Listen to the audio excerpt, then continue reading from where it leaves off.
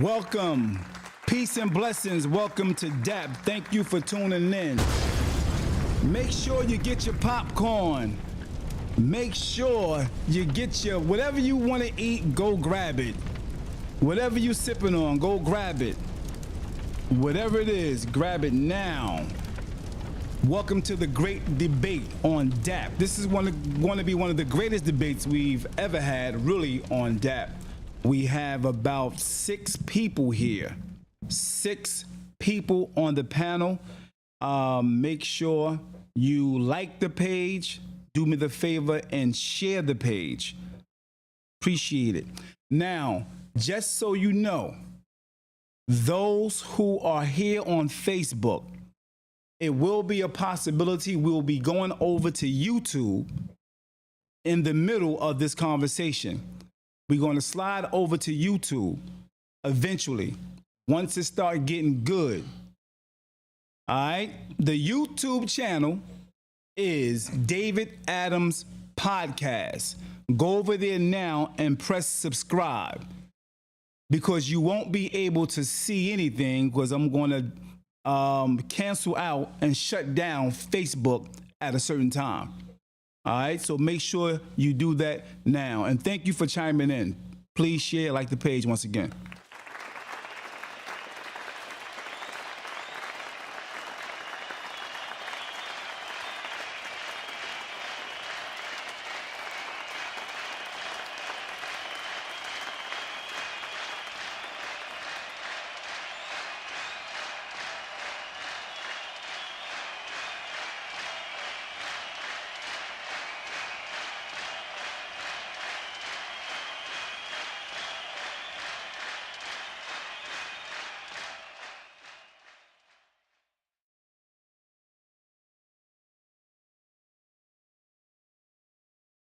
D.A.P. D.A.P.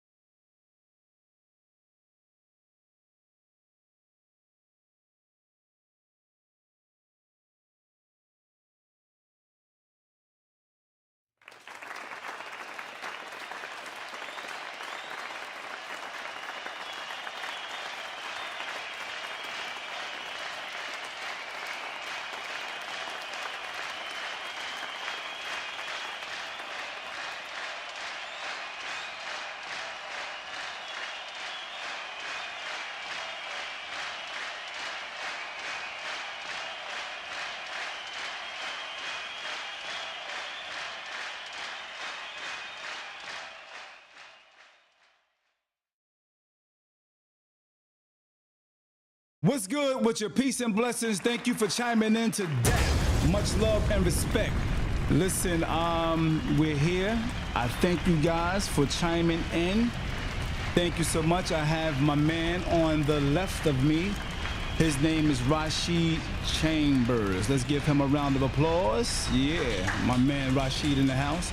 Next to Rashid, we got our young lady by the name of Leslie Slim Goody. Yeah, Leslie Slim Goody. Over on the other side, we got our girl, goes by the name of Tanya Ellis. Let's give it up for Tanya Ellis. Thank you for chiming in, you guys. On the right of Tanya, we have Kimberly Marie. Give it up for Kimberly Marie. And on the right of her, my man Tony Tuff. Much love and respect. Welcome once again to D.A.P. While we get into it. Now, I don't really have Nothing written down. We're just gonna go up the top of the head. We're just gonna have a conversation. And I appreciate you guys tuning in to this broadcast or this show. I would like first to mention if you have any type of donations that you want to give to the show, because a lot goes into it, do me the favor and look up David, D.A. I got so many cash apps, but D.A. Barber 201, D.A. Barber 201, $ D.A. Barber 201. And if you want to support the show, you can do that. I appreciate that so much. I'll make sure I'll put it inside the comment board if you need to have that again. Also, the Supreme Sunshine Shea Butter. So I have the King Blessings. This is King Blessings. Try it out, my man Rashid.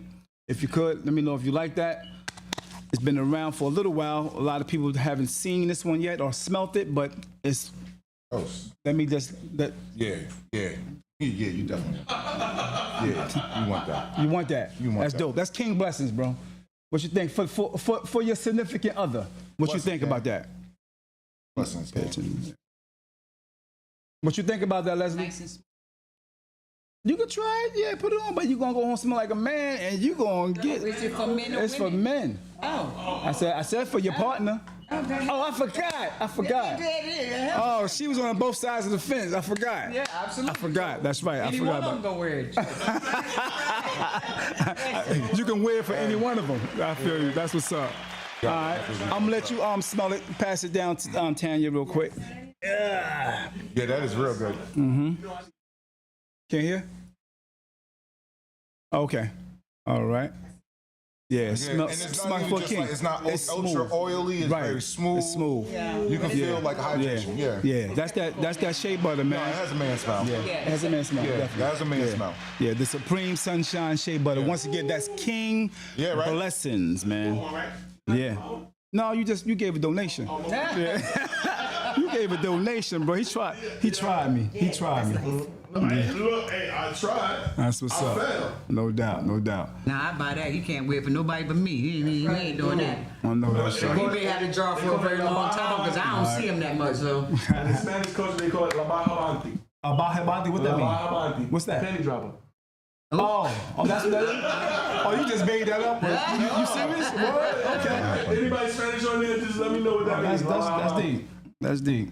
Okay, let's see. Let me get on here and go down to the comments and make sure that I'm up here getting ready. Once again, I thank y'all for chiming in, man. I appreciate that. So we have probably 3 likes. So if we could get the likes up, it would be very much appreciated. Like the page, if you could, I appreciate it. Let's get this thing going. Let's get this thing rocking. Much love. Much love. Like the page, please. Everybody in here, tell them like the page, please. like the page. Come on, people. Come on. Appreciate good content. I got a real deep question to ask you. Hold on, bro. Like the page. Thank you so much. Like the page. Share it. Peace and blessings. Share the page, like the page. I see 3 likes so far. 4. We got 4. That's it. We got 4 so far. So let's get to at least 10, right? Yeah, come on, people. Where my people At at? least Come 10. on, like this page. Because this is about to get deep in here. I already felt some good energy in here. I felt some debating energy as well. Just so y'all know, we were actually talking before we even started, and I felt the debating energy in here already. I just felt it. You know what I mean? And I think I'm gonna start some trouble. You know what I mean? Yeah, my man over there, he gonna be something. Who, me? Yeah, I'm ready for you too, baby. Let's get it. I just want to know how much is that shea butter. I'm ready to buy it right now before I forget. I ain't gonna forget because I can smell it. No, he got a ring on his finger, so I ain't worried about him. No, he still talks. Oh, okay. Well, yeah, okay. He's talking about Rashid, He ain't gonna say too much because he got a ring on his finger, so he ain't gonna say too much. Oh, yeah. Oh, wow. The big started already. okay. Wait, I got to ring on my finger. He gotta go home though too. I was at the shop. Cause I'm that one to get him. Yeah. Okay. Mechanics don't wear rings. All right. Well, let's see. Let's look at the likes first. Well, we supposed to be at 10 by now, right? Let's see. Where we at? Y'all see it? We at 6. Wow, man. We coming. It's getting there. We at 6, man. We at 6. That shea butter, I'm trying to ask. Okay, we at 8. We at 8. Okay, we at 8. That's what's up. What camera am I on? We at 8. Right there? That shea butter is something nice. I need one. No, I got you. Okay. I got you. That's what I'm trying to ask. That was the deepest question I had for the night. I got you, bro. I got 4 for you. I got 4. I ain't got that much money right now. I'm on the fixed income. All right. Let's see. Not early retirement over there. Not early retirement over there. That's a fixed income. Hey, listen, I'm not how to manage my money. That's right. So you frugal. Okay. No, I don't mean that. I said I know how to manage my money. Okay. I know how to make my money work for me.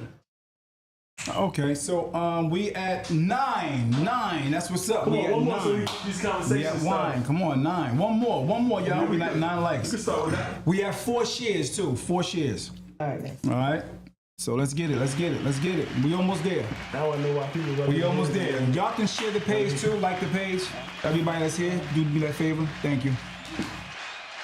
All right. I got you. So let me see. It should be there by now. We still at 9. We need one person to like it. We still at 9. All right, we're gonna wait.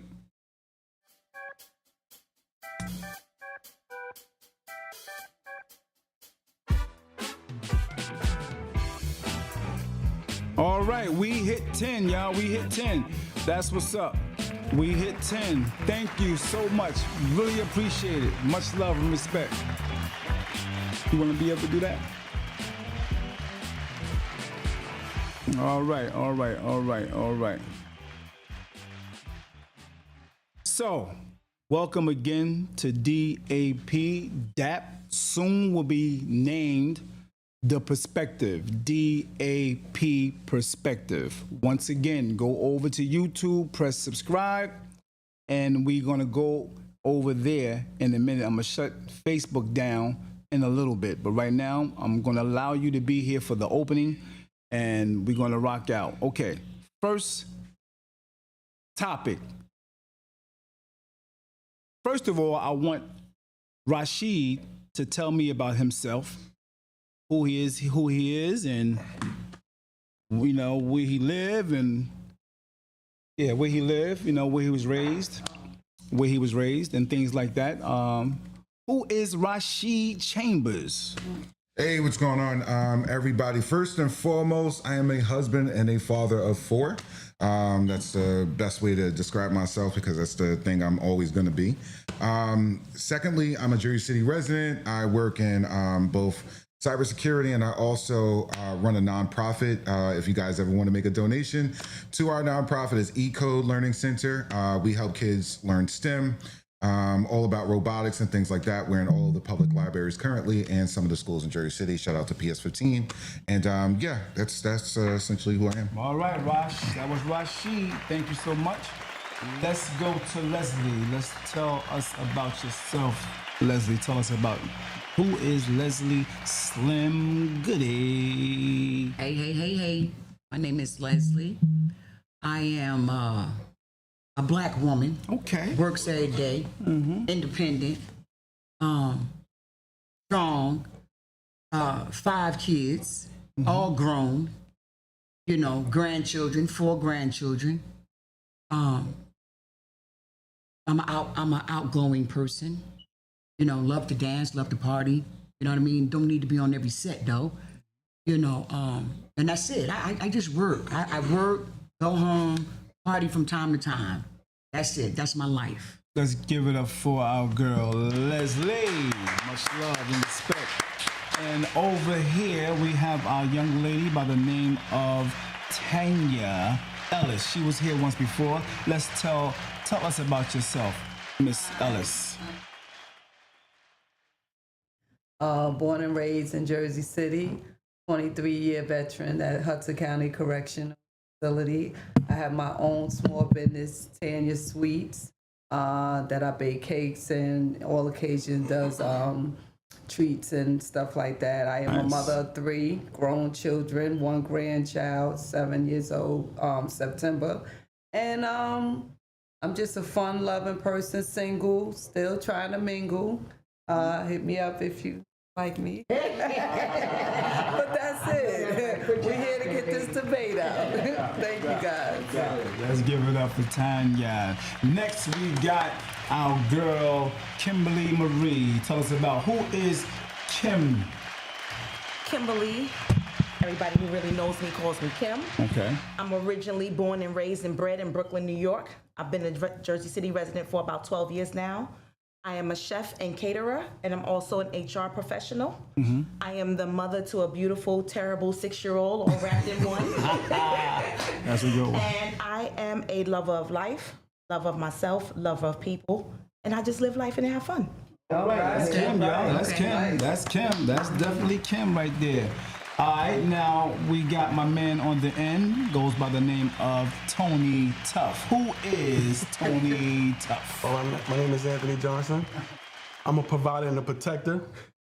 It tells it all. I'm a worker, hard worker, who's recently retired due to medical reasons. I'm not that stupid, but I got this far by being this dumb. All right. That's what's up. It gets deep I when like the shades that. come off. It get deep when the shades come off. All right, cool. My Let's keep man 'em on. Tony Tough. All right, so with that being said, I want to thank each and every last one of you guys once again for tuning in. Much love and respect. Thank you for the likes that's coming in so far. Thank you for the shares. It's 5 shares, so that's a blessing. Thank you so much. Okay, now the first question I want to ask. Well, the first topic I want to bring to the table is value. When you hear the word value or valuable, what's the first thing come to your mind, Tony Tough? Me. Say it again. Me. You? Me. Got you. I'm very How so? valuable. Okay, that's what's Very. up. Okay. Very. All right. So, want to get into? You want me to elaborate? I can. Okay, that's cool. You can, yeah. Elaborate. I'm very- Why is Tony Tough valuable? What makes you valuable? Like I said in the beginning, I'm a provider and a protector. Right. So if we're speaking about that, yeah, I'm a provider and a protector. That makes me very, very, feel very that. valuable All to right. my family, kids, to whomever's around me, like you guys. No doubt. Kim, when you hear the word valuable, what comes to mind? Knowing your worth. Okay. I hear you. And the reason why I say that is because it's very unfortunate that I see a lot in today's society where people just don't know their worth at all. And so because they don't know their worth, they sell themselves short. Deep. Great response. Great response. I like that. Tanya, when you hear the word value, what comes to mind? Piggybacking off both of them, self-worth and being valuable of yourself. You know, it starts with yourself first. If you don't think that you're worth anything, like you are the foundation of anything that's going to bloom around you. You know, your kids, your work ethic, your friends, your loved ones, your spouse. You know, it's all in yourself first. And if they see that value in you, then they'll piggyback off of you and they'll learn from you. Great answer. Thank you. My man Rashid, value. Valuable, value, worth. What do you think when that comes to mind? All right, so value, worth, two different things, right? You know, and value, you have to have something that you bring to the table that benefits someone else, right? That's value. Worth is pretty much your self-understanding of yourself, like who you are and your self-worth, and that's all good. But you know, like value is just a little bit different. Like a lot of people might think that they're valuable, but they don't bring nothing to the table. And what you have in society now is a lot of people thinking that they're valuable, and making those assumptions without understanding like what value they bring. So if you know, value, like, all right, well, what's value? We can all define that, but like what makes you valuable? If you ask that question, you know what I mean, to a lot of people who don't really put much stock into self-evaluation, they wouldn't know. So, you know what I mean, value is determined on you. Okay, great point. Okay, same question for you, Slim Goody. Value for me is life. You know, I value my life. I value my surroundings and people around me. You know, and Rashid was talking about value and self-worth of worth. You know, I bring a lot of value to people, others, relationships, family, and all, and everything around me. You know, it may not be much. You know what I mean? But I still bring a value of something. I bring peace to you. You know what I mean? I bring loving and caring. You know what I mean? So I'm very worthy, you know, of being valued. You know, but it has to be the value that I feel worthy of myself. You know what I mean? If I don't have no value in myself within me, you know what I mean? Then being worthy of value, it ain't nothing. Mm-hmm. You know what I mean? So that's where I stand with the value. I like that. Okay. Anytime a woman all right. starts off with saying something All right, about peace, I okay. love it. All right. I love it. Anytime a woman starts off with peace, I love it. Why? Go Okay, ahead. Tony, you raised your hand. So what you have to say, my I feel like brother? Rashid was throwing shots at me because I said me when I said I'm valuable. No. But now. Hold on. This is cause for great conversation because this young lady said something about worth. A lot of people don't know their worth, and unfortunately, I see a lot of young ladies who don't know the worth of their worth, their self-worth, and everything, and also the same thing with some young men. Young men, and starting from the age of 7 on up to 18, on up to 35, they don't know their own worth. So they go out there and they do dumb things like shooting up the block and just don't want to work, don't want to do anything. And I see these young ladies who starting to have intercourse at the age of 7 on up to 17, on up to with many different people. I've seen it. You know, these past 2 years, I've seen a lot. I saw a lot, I heard a lot, been through a lot. Now, when you say self, when I say me, my worth, I think that I'm worth a lot based off of what others say about me, to me, and what I bring to the table. I bring a lot. Now, we were speaking about me being frugal with money, and you know what I'm saying, me being on a, what did I say I was? On a fixed income, and I said I know how to work that. The reason why I say I know how to work that because I got this far by being this stupid. Before everything that I own, I have $200,000 worth of tools. I own it, no cosigner. I only have cosigner on one thing, and that's my child. My house, me, cosigner. Truck paid for, car paid for, me. Guns, $30,000 worth of guns, me. All me, one cosigner. All right, hold on. All right, she said she's about to say something real quick. I heard About something. material. Wait, I wasn't done. No. Value. I was speaking about what I bring some to the people define their value. Hold on, wait, I wasn't done. I was talking about what I bring to the table. I bring happiness. Okay? I bring happiness. I cook and clean for mine. You know what I'm saying? I make sure my children come out the hood.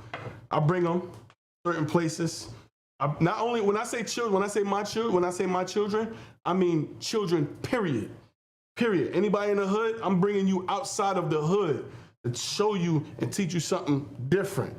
Do you value your health? I do. Your health so that you can value, so they can, you can value your family. I value my health enough to tell them to value theirs.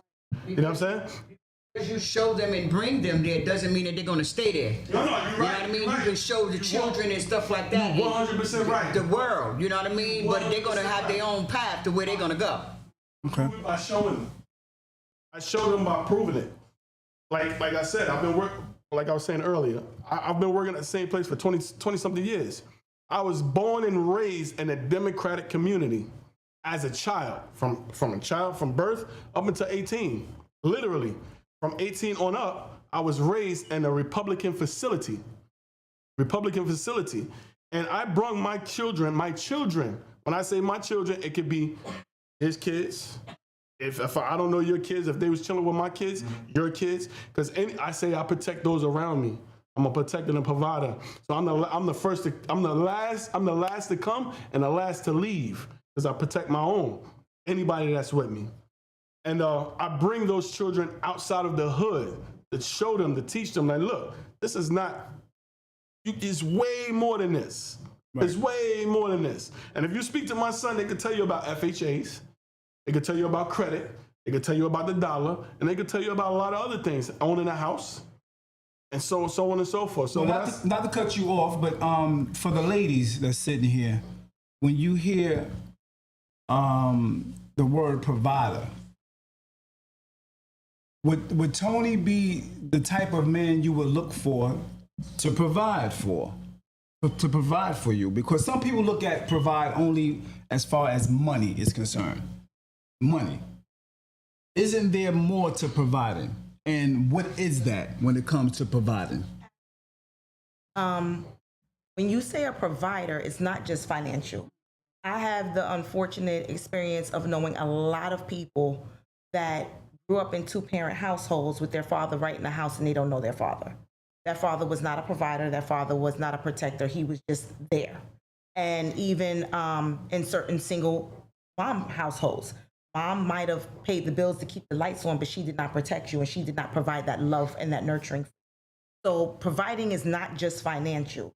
It's emotional, it's mental, it's spiritual, it's everything. It's a full gamut of things that even though as human beings, you know, women are labeled as nurturers, not every woman is a nurturer. And I've seen some men that are more nurturing than a lot of women. The reality is too that not every man is a provider financially, and sometimes the female is the more of the go-getter in terms of the financial aspect in the relationship.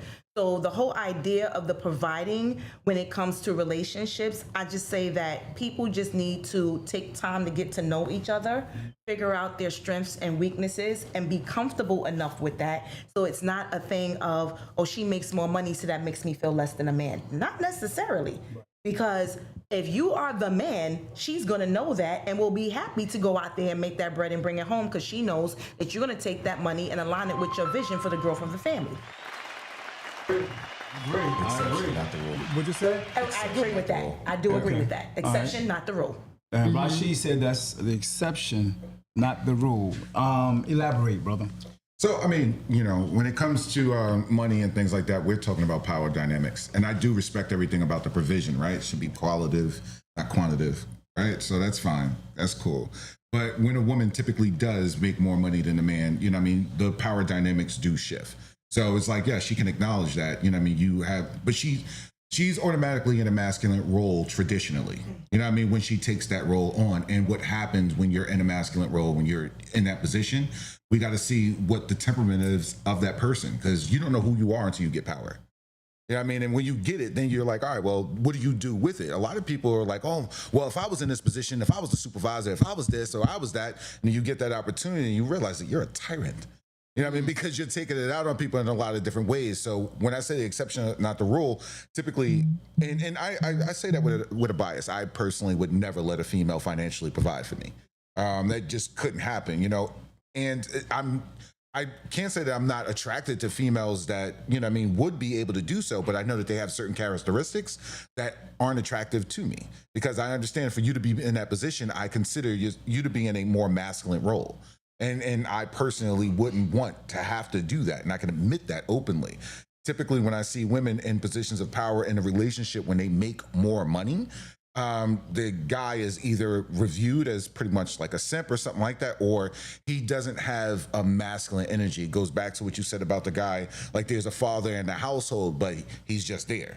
You know what I mean? And that's typically what I see in those situations. So that's why I said it's the exception and not the rule. Because what I said is that people need to get to know each other first, to know if that's a dynamic that they can maneuver, because most people can. I agree with both what you say, both of y'all.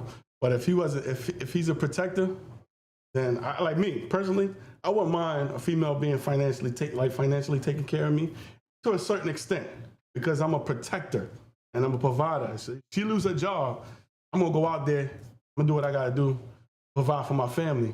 But she's the provider. When we go out, listen, you ain't coming in my household disrespecting my household. I'm a protector of her.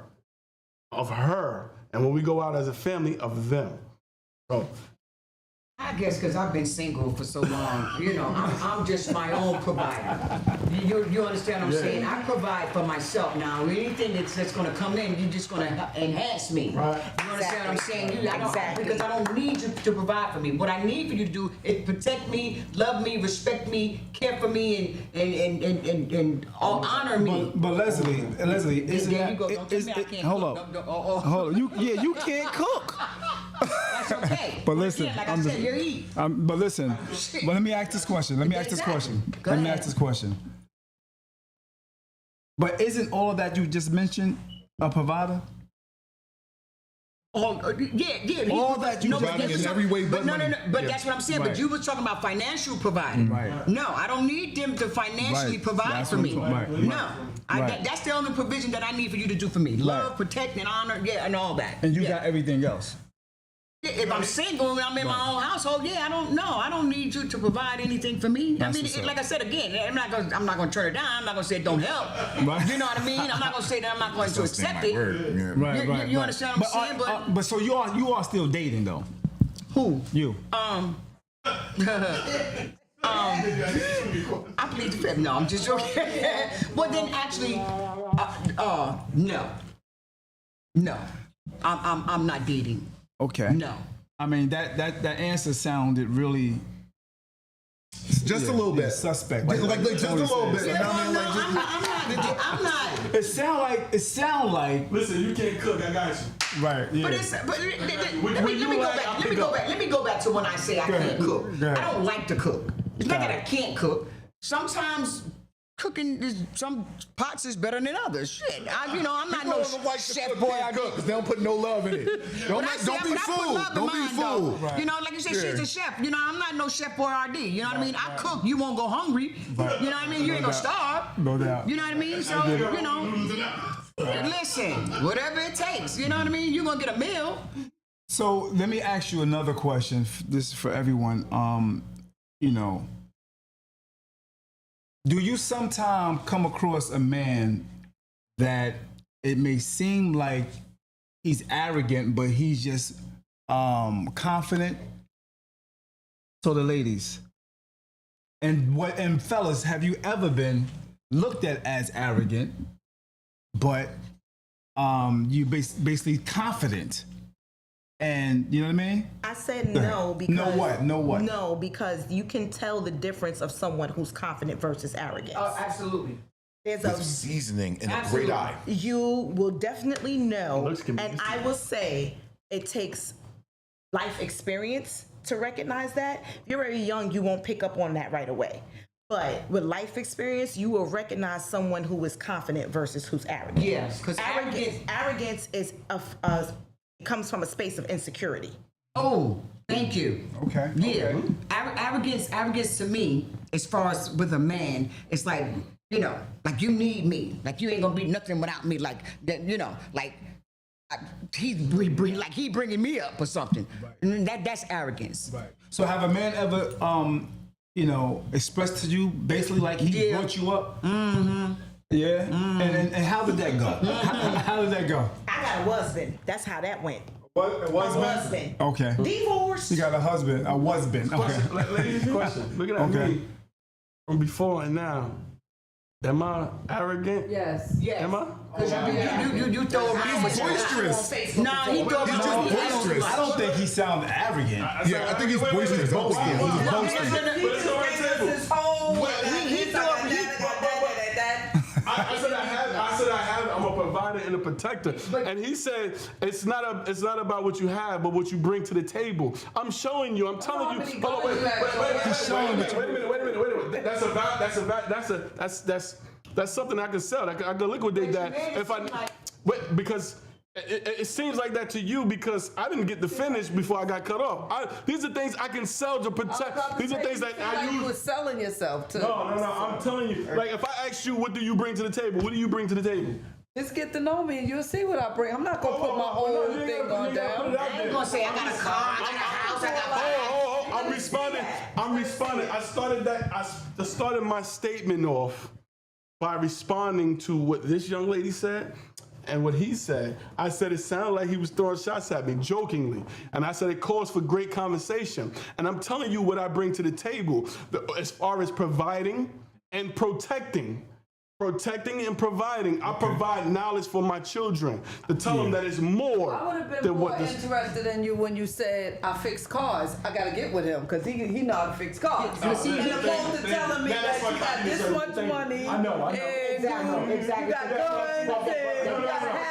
Attract women to you because you have all this. Okay. That means nothing to me. Say it again. Say it again. He said it like that. That's going to attract women to Right, him because he yeah. have all that. But it means nothing. Some women it means nothing. You can have all that, but it ain't mine. You got all that, but it ain't mine. What's good is it doing me? The part of it that comes off as arrogant is that you're listing everything that you have. Arrogance has to be displayed. Confidence is exuded. Exactly. Okay. So now, That was good. to finalize what I said, I bring to the table. Those are the things that I bring to the table materialistically. And the reason why I mentioned those things is because I grew up in the era where they said I wasn't going to be able to, black people wasn't going to be able to make it past 18, 21. Living in Cary Woods. Hold on, yeah, we all been there. We all been in the era. Everything that I have, I got it because people told me I was. And we all been through that, T. Yeah, I grew up in But see, here it is. Again, I'm explaining myself to explain to y'all why I'm saying this, and I just got cut off 3 times. Here's the arrogance in me right now. Here's the arrogance. Go ahead. Now, I've taught a whole bunch of people. Everybody in my shop has a gun because of me to protect their family. Hold on, wait. They all started businesses because I pushed them to do so. So as far as my little cousins, Good for you. That's buying houses because people told them that they can't get it and they can't do things. They researched, they did things to further their lives, getting married, buying cars, protecting their family, providing a career, and providing a lifestyle that brings them out the hood. Something that our parents couldn't do for us. so. There goes the thing about if it wasn't for me, you wouldn't have this. No. You know what I mean? Let me say this. Okay, so what if that's the case? No, but Let me finish my point. What if that's the case? If it wasn't for him, you wouldn't be where you at. because that's arrogant. Like that's like how you. But is it a reality? Could it be a reality though? Is it? Reality, but you don't have to throw that in people's faces like that. I have never, ever thrown anything at anyone in the face. I'm speaking about it because if they were here, they would tell you, yeah, you know what I mean? The reason being is that because right there is going to be the point, brother. And I'm with you, man, because I don't take anything that you said as arrogant, to be 100% honest, because I know how you know what I mean, you're explaining it. I can't even say you're articulating wrong because you're articulating it like Tony would. So with respect, it is what it is. Me personally, those people speak for me. I can say that there's certain things that I do, certain things that I've accomplished, certain things and stuff like that. I love what you said. It was beautiful, by the way. But it is what it is. You know, for those of us who go out there and try to accomplish, for the most part, people are going to be able to, you know what I mean, throw those hails for you. I would never have to list or itemize those things because a lot of people are going to, no, I do not.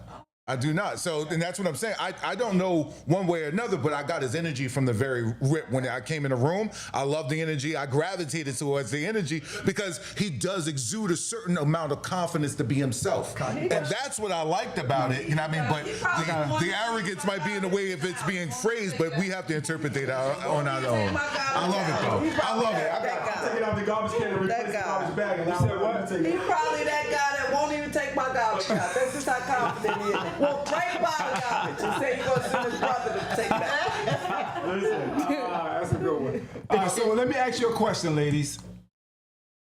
Is that type of confidence that a man may have that you may date and you go out with and you see that in him? Does that make you say, no, like he not the one?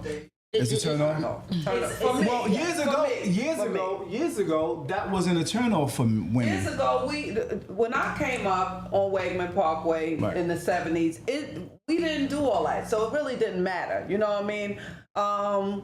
We was out here trying to go to the corner store to get 15 or 10 cent oatmeal pies or whatever. It wasn't about value of what a person had. is what you showing them, the love.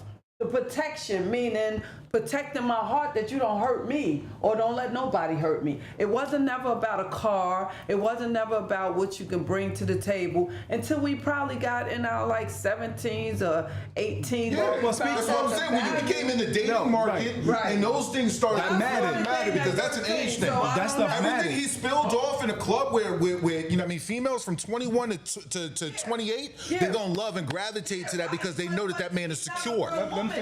Yeah.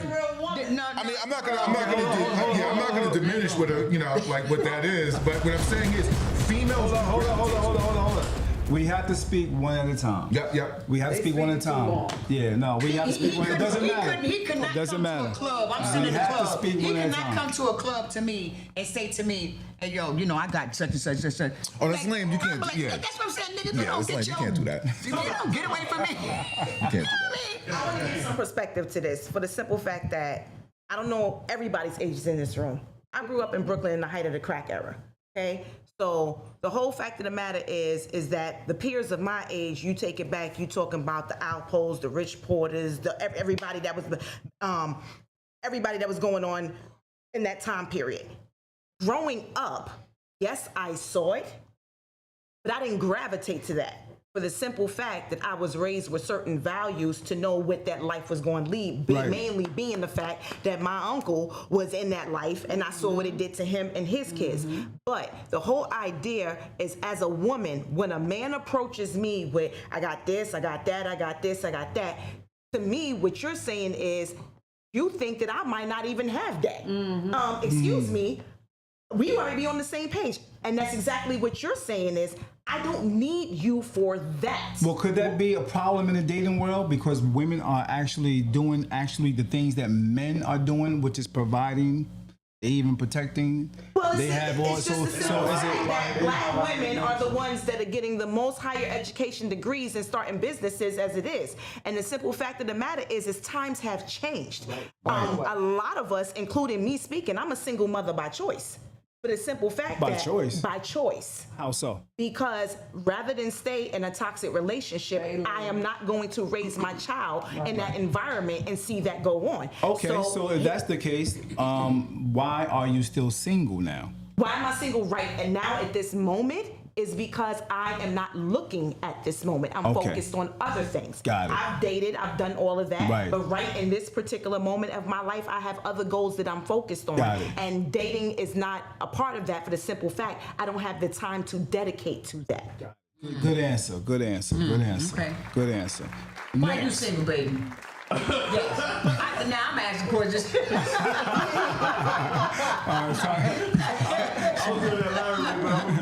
She asked Tanya. She asked Tanya. I'm talking about the last. I thought you knew why I was I was just basically because you ain't mean to make, you ain't mean to nigga like me, you ain't mean to do like me.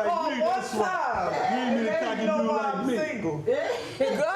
You ain't mean to cocky dude like me. That's why. I think Tanya will roll Right. with you. All right.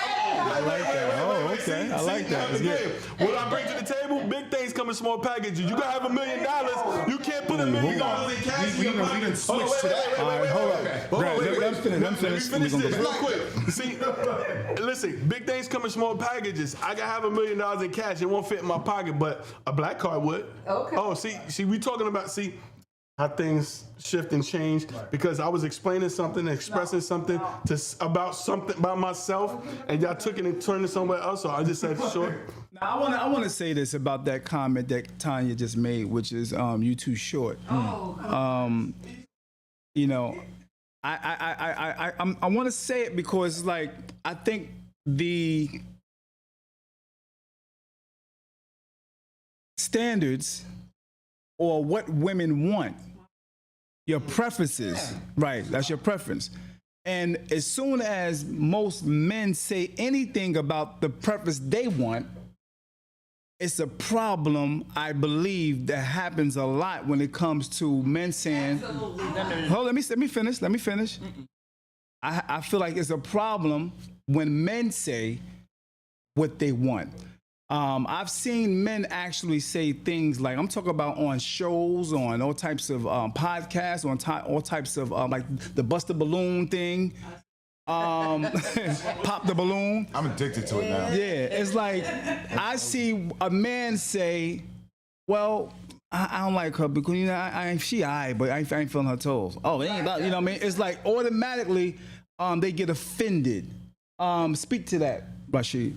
I mean, people have a right to be offended to whatever they want to be offended. You just don't have a right to want to usurp somebody else's view of the world, you know, and want it to change because you feel offended. You have a right to be upset. Go ahead and go do that on your own, son. But if I have a preference, I have a preference. Women typically do say that they want taller men. You know, and that's what it is. Unfortunately, the average height for a man is like what? You know, 5'6", 5. You know, what I mean, 5'6", 5'7", 5'8". You see what I'm saying? It's not. So it's like, all right, well, what do I want? And you start breaking it down. Yeah. Did he about 5'2"? He went on it about me, so I'm already 5'10". Right. Yeah. Okay, I stand 5'10". That's with flat shoes. That's with no shoes. But if I put on some heels, then I'm automatically 6 feet. I'm not asking for you to be 6 feet. 5'10". 5'10". I'm not asking you to be 6 feet. However, my preference is, and I'm not going average. I'm going a little above average. My preference is 5'9" or up. You know, and that's what I could date fat. I could date light skin, I could date real dark skin, I could take, but I'm just not there with the short. I'm gonna put my Timbs on. And there's nothing wrong. There's nothing wrong with the preference. The thing is, we got to have realistic expectations. 14% of men, you know what I mean, are 6 feet and above. It's a small. I'm 6'2". My little brother is 6'8". My father's 6 foot. My other brothers are, you know, so. Should have had his spinach. Listen, my cockiness put me up here, you know what I'm saying? So you lost out on a good dude by saying that you didn't want nobody 5'8". You know what I'm saying? I'm not gonna tell you about my house and my cars. I'm not gonna tell you about my house, my cars, and my guns. I'm not gonna say none of that when we go out on a date. I'm gonna put a smile on your face, and I'm gonna make people like us, not me. I'm gonna make people like us. You feel what I'm saying? I'm the type of dude that you could bring to the hood, that you could bring to your mom's house, your grandmom's house, and we all gonna have a conversation. We can go to the White House if you want to, and we can all have a conversation. Now, can you say that about a lot of arrogant, cocky dudes? No, absolutely not. I mean, you cool. When I met you at the car dealer place, you stands out with your job. You stand out. I'm an experience. I am an experience. Preference is preference. It is what it is. You have to like choose your preference and be secure in what your preferences are. But at the same time, to the brother's, you know, like his point, men get vilified normally when they say they have a preference. You know, so it just does happen like that. You know, But it's the truth. no, I was But David spoke about, you know, the man saying, you know, I don't wonder when she got ugly feet, but he's telling the truth. That's his preference. I'd rather for him to tell me the truth opposed to just leading me on or anything like that. You know what I mean? And just having me be there. Can't take criticism. You said some. I'm not some of them females. I'd rather for you to tell me. That's the issue when you hear certain women respond a certain way and think that all women respond that way. Yeah, because I know dudes that like the big girls. And they you can't tell them nothing about they big girl, and they treat they big girls real good. And then I hear, you know, okay, the guys want the woman in shape, and oh, she gotta have this butt and this. And listen, I'm covered with my Cinnabons, and I ain't never had a problem scooping a dude with my little biscuits. So the whole fact of the matter is if you like my biscuits and you like me, we gonna see where this goes. If you don't like my biscuits, go find the biscuits you like, and it's just that simple. And I'm cool with that. about it. And put some butter on it. That also goes back to value, because if the preference is and whatever that I'm not giving you, you know what I mean? Do I put my value on that? Exactly. Because I have small boobs or not a big butt or whatever. You know what I mean? Do I put my value on that? Is that just what it's all about? You know, selling You gotta ask myself the same worth for question. You that? gotta ask the same question to the short guy. You know what I mean? Do she put the, you know, the value on the height? Because there's a lot of tall dudes in relationships. She ain't for you.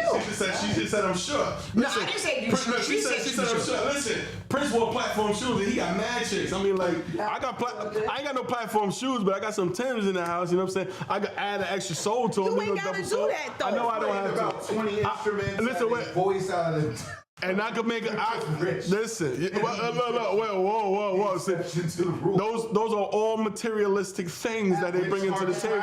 Carmen Electra, which attracted everything else. I mean, if Prince was in the hood at his height, coming out of Brenda's, you know what I mean? Would you like to come home with me? They're gonna look at him and laugh at him. You see what I'm saying? It's status. It's status. Status is different, and that's the difference between women and men. Like a female can look at a man's status and say he has something that is of value, and that's why men lead off with status. I have this car, I have this, I have that, to let you know that I'm a man of status. What that also tells you is I'm driven, I'm disciplined, I do a bunch of other things underlined as well. But what she hears is status. You see what I'm saying? Or what he's trying to protrude is status. That's just really what it is. With women, it's just a little bit different because the same dude that say I don't like the toes, knowing that that's a deal breaker for a serious relationship, might take her home and smash, because that's not a deal breaker to have sex with her. Right. So you have the little bit, I'm not quoting you, but with the body and stuff like that. Well, you know what I mean? The thing is, today, you know what I mean, my release tells me that I like bust. And it doesn't matter. Now, she might go into that thinking that we gonna do something, you know what I mean, longevity, but what I'm looking for in this moment is just what I'm looking for in this moment. Men dating options, like I think females are a little bit more serious and men are a little bit more cavalier because we have tiers. Wifey, constant friends, sex, casual sex, blah, blah, blah, and it goes into layers, and then we look at it from that. That's all. Really goes into a valuable point. Yeah, a man may have status, but does he have integrity? So you can come at me and I got this. Yeah, you have those disciplines to get that status, but do you have integrity? Because you can have all of that stuff and be the biggest bum in the world because you lack integrity. I started off by saying but the majority is going to literally put, like I've seen, I mean, we all have seen it. I mean, especially if you're a black woman, you know that some black women have stayed with a man because on paper he's a good man, you know what I mean? He does a whole bunch of other stuff and do what it is because of the status of that man is the status of that man. Right. I watched Ray Charles again recently, and I remember his wife, you know what I mean, telling him, was like, you think I'm here because of this, that, and the third? She was there because of his brilliance. It was his status. All the stuff that he did, and it is what it is. And a female's nat when she's with a man is to feel provided for and protected. You see what I'm saying? And sex is only, you know what I mean, or monogamous has really been a big issue since the 70s. You see what I'm saying? Because typically it was kind of the assumption that that's something that you were going to do. So things have changed there. Leslie, what you say to that, Leslie? I have been in a relationship. Good dude. He was a provider. He had things. He had stuff. You know what I mean? But all that stuff didn't matter because he was lacking communication. He was lacking intimacy. You know what I mean? He was lacking sex. Shit. I was gonna say that's the main thing. I was in my head. He was lacking. A lot of that would have been okay. Real talk. I mean, but let me say this. Sex, it ain't all about the sex. Trust me, it's not always all about the sex. Hold on. Let me ask you this question. I think that for a lot of women, when they were young, it was all about the sex. I think that changed. I think that changed as you get older. Rabbits run around here. That's what I'm saying. That's what I'm saying back then. So you can't say about the man. That right there has been started now with the younger generation, with younger women now. I've seen a lot of younger women. They don't care about a boyfriend, girlfriend. They doing it to any and everybody. Doesn't matter what age they are. So They don't know their word. Well, They see, don't know their word. that goes like, because, okay, put it to you like this. You saying girls having sex at 7, that kind of blew my eyes and it broke my heart because I didn't grow up like that. When I was growing up, we were all raised to have some form of self-respect for ourselves. A dude had to show a real amount of effort or interest for that to even go down.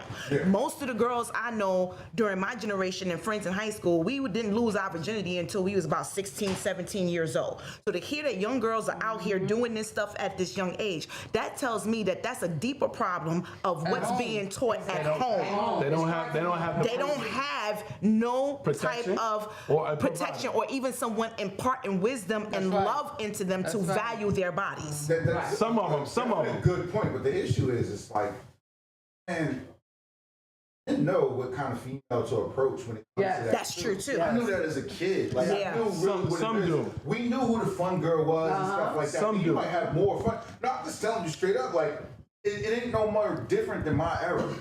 From what I'm seeing it from that perspective, because it's like you knew who the fun girl was, the girl who didn't value herself and stuff like that. She got attention, and her status was about having that attention. Let's be real. Without understanding that attention was lowering her status. If fun is all So you it want, happened. say that. But let's. If fun is all you want and that's all you want from that woman, say that. Right. You understand what I'm saying? Listen, baby, I don't want a relationship. I want to get. It is no. And it does go with the whole. That's what people hurt. That's what get y'all. It's your job to protect yourself from. I'm talking about at that age when you don't know your worth, etc. Ain't no boy gonna say, "Look, sweetheart, I know you want to give me head, and you did that to 3 of my boys. What I want to do is I want you to understand your self-worth. You're beautiful. You're this, that, and the third. Da, da, da." And she goes in the room because that's what I said. And then you get a little bit older and stuff like that, and you're like, all right, well, I want transparency. And I want that conversation, but you had to mature into that. You see what I'm saying? And being old don't change that either. By the way, it's mature. If a parent and them stop trying to be friends with their children, then the guys outside would know that that's not a fun place to play at. Her father don't play, her mother don't play. You understand? Wait. She won't be the target. She won't be the target. I want to say this. Let's be real. Now, a lot of dudes, they front on they stuff. They talk about, oh yeah, I did this and that with her. A lot of girls don't. They are the popular ones. That doesn't mean that they out there doing it. You know what I'm saying? Because they dress like, if they dress skanky, that doesn't mean that they out there doing it. You know what I'm saying? And the guys, a lot of guys, I know a lot of dudes who lie on they stuff. And they, you know what I'm saying? So a lot of people don't even know who the fun person is because most people are sheeps and wolf clothes. But I say it. You get what I'm saying? You can smell them. You can see them when they came. I mean, like men are natural. Men are natural predators when it comes to that. You know what I mean, you understand what's what. I knew who the easy girl was. She was easily recognizable. Like I said, in different strokes for different folks. But we already knew it. You know what I mean? Dudes that was out there, if you played a sport, you did something like that, you knew who the fun girl was. Facts. And it wasn't about reputation. Like that might have got you. Oh, she off it like that. And then let me go converse with her. I'll giggle and let me, you know what I mean, let me grab a shoulder.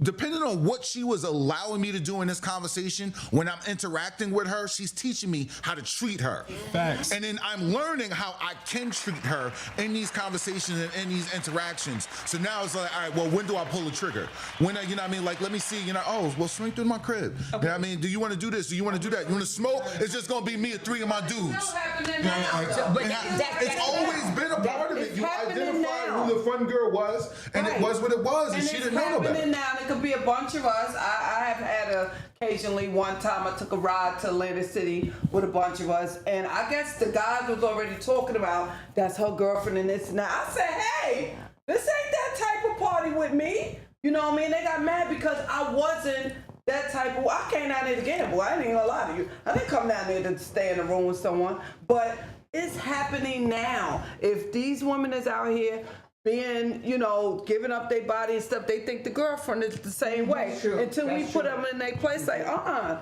don't do that. Most of those men about face, by the way, because they don't want to waste too much time trying to convince you to it. They want the fast girl. See what I'm saying? So that's what they're doing. The man that stays and says, nah, I'm going to call you by your last name. But if they're like, look, I'm going to have a conversation. Oh, you going over there? You mind if I follow up with you? Because I want to get to know. He's trying to get to know you because he sees something in you. Is like, all right, well, that's his temperament is telling him that's what he wants. But that's somebody that's a little bit more serious. What I'm saying is, at the end of the day, the generations don't really mean anything. People are like, oh my God, the music is so crazy. It is what it is. But I mean, mama, like there's been songs and old school songs like Lick It Now, Kiss It. We always had it. You see what I'm saying? Like it's always been here. Now the access to that, because we had to record. You remember tapes? Stop playing it. You know, it's just the access, but it doesn't change the actions. They've been here. What's been here? Are we talking about the fun girl? Yeah, the fun girls and people identifying what the fun girls are and this, that, and the third. Now you're just looking, like I always had to go look for a female that you wanted to take serious. They were rare. Fun girls was always around. What I'm saying is, when I was younger, there wasn't this much cleavage and camel toe shown. Bro, you have to get out of the hood, bro. Hold on, wait. I didn't have to say how I was out the hood. Yeah, no, I don't know, You bro. been at your job? I've been on my job for 23 years. Right. So from when you started fixing cars and everything, it has become a little bit more easier now, right? Yeah, open. Right. More open. So that's what's going on. You know? I know that's exactly what I'm saying. Things are being more open. It's more open. It's being more open. You know what I mean? The outgoing of younger women and think about this. Hookup culture. Is what you're talking about. Hookup culture. That's what they call it. Hookup culture has become extremely younger. Yeah. I work in the spot on Audubon, which is surrounded by 2 high schools, 3 grade schools, and a college. I've watched these kids grow up. I've watched boys go to school straight in their freshman year, become gay their sophomore year, become a girl their junior year, and leave, Full blown. and leave either full with breast or leave high school as a man again. I've watched that, and it's open.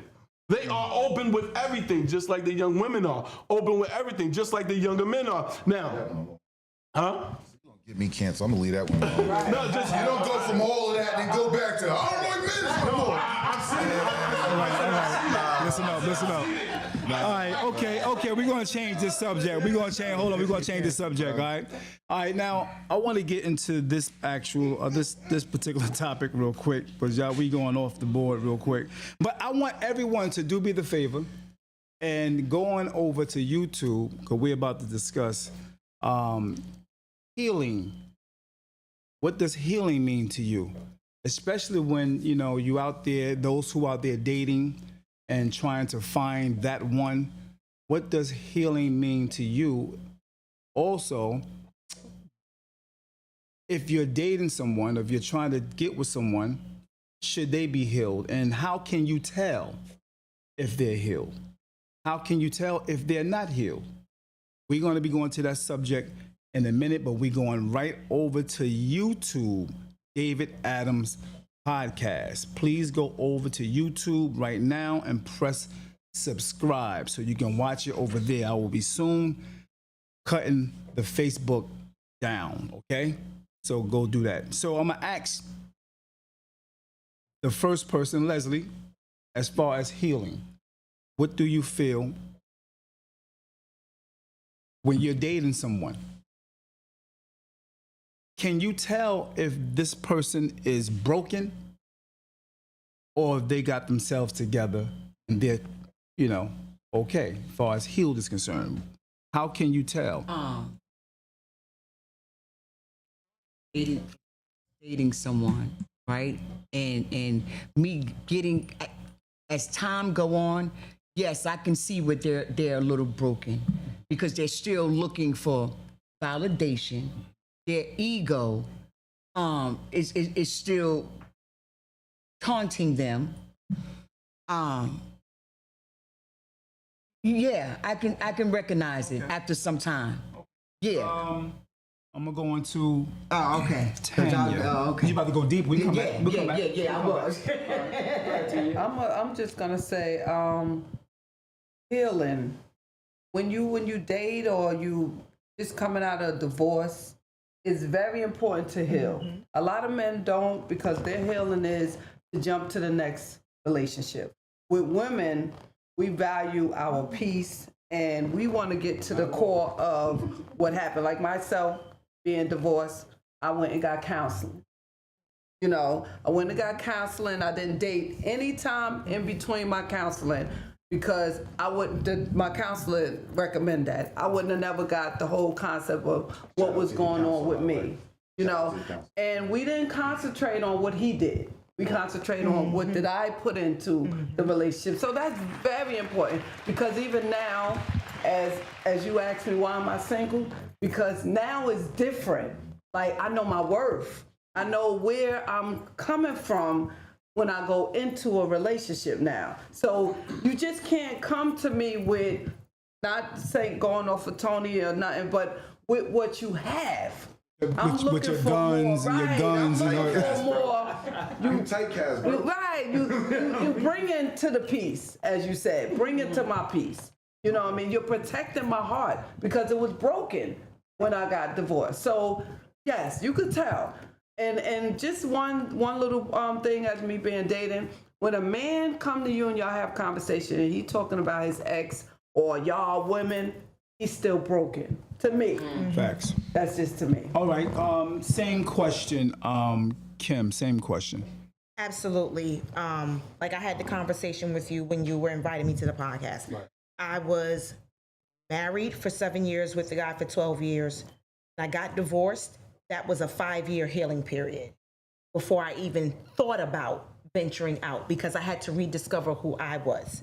And eventually got my son's father, so that wasn't worked, and then went on from there. And it's still a journey of healing because it's a different facet of it. I honestly believe that no matter where you are in your stage of life, you should be focused on some form of therapy because it's continued growth, because there are different stages of life and things that occur that you have never experienced before, and you have to learn how to deal with that, even with just like parents getting older and how to navigate all of that, whatever your situation is.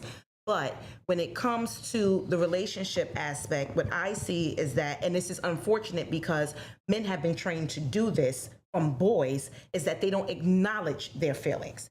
So the simple idea of someone going through a divorce or going through a bad breakup, it's not as easy for them to acknowledge I'm hurt, but they express it in other ways and it's destructive. And then when you have the opportunity to date again, you come across as you're good and all of that. But then any woman who has, like I said, life experiences will see, no, boo-boo, you are hurt. You are emotionally unavailable. You may be still codependent, whatever it is. And I do honestly feel that men need to be more open with their emotions. Me too. And even if, and I can understand how women throw that back in their face, and I'm gonna say certain women. I'm gonna say certain women will allow a man to be vulnerable with them and then throw it in his face as a negative later on. I think what's most important is men becoming more comfortable with being vulnerable with each other to build back up a form of brotherhood, to say, brother, I got you. This is going on, I got you. But what happens is you got this whole idea of guys saying if a guy opened up, oh, he said, well, he gay, or all of this stupid stuff. If people are just able to have mature conversations and recognize that people are hurting and that everybody needs somebody at some point, things will be a lot easier. I agree. Great point. Great point. Tony, some of you had something to say to that. I have a lot to say about what she said because everything, a lot of things that she said is what women need to do. But she said everything. I don't disagree. Wait. She said it's everything is about what guys, and we talking about us. Right. If you notice, most women, let's say this, most women listen to respond. I mean, listen to just to answer and not understand. Mm-hmm. Because you just mentioned a lot of things that you need to ask yourself and say to yourself. How do you know what a man? How do you know how a man is going to react to certain things? How do you know that these things are about a man? Like, come on, are you a man? I'm no, not a man, you're not. but I have so a how do lot you know? of experiences with How do you men. know? You have a lot of experience. Did I miss something here? Yeah, you missed a whole lot if you just didn't listen to what you just said. Okay. See, she listened to respond and not to understand. Like us men are just like women. We all have feelings. We just show differently, like you said. And it's an outburst. Y'all women outburst just like men. Y'all bust our tires. Y'all bust our windows. Y'all break our things. That's what y'all do. What do? We go to the club. We go to the breast ball. You know what I'm saying? We do things like that. Okay. We just expressed ourselves in a way that we know that make us feel better.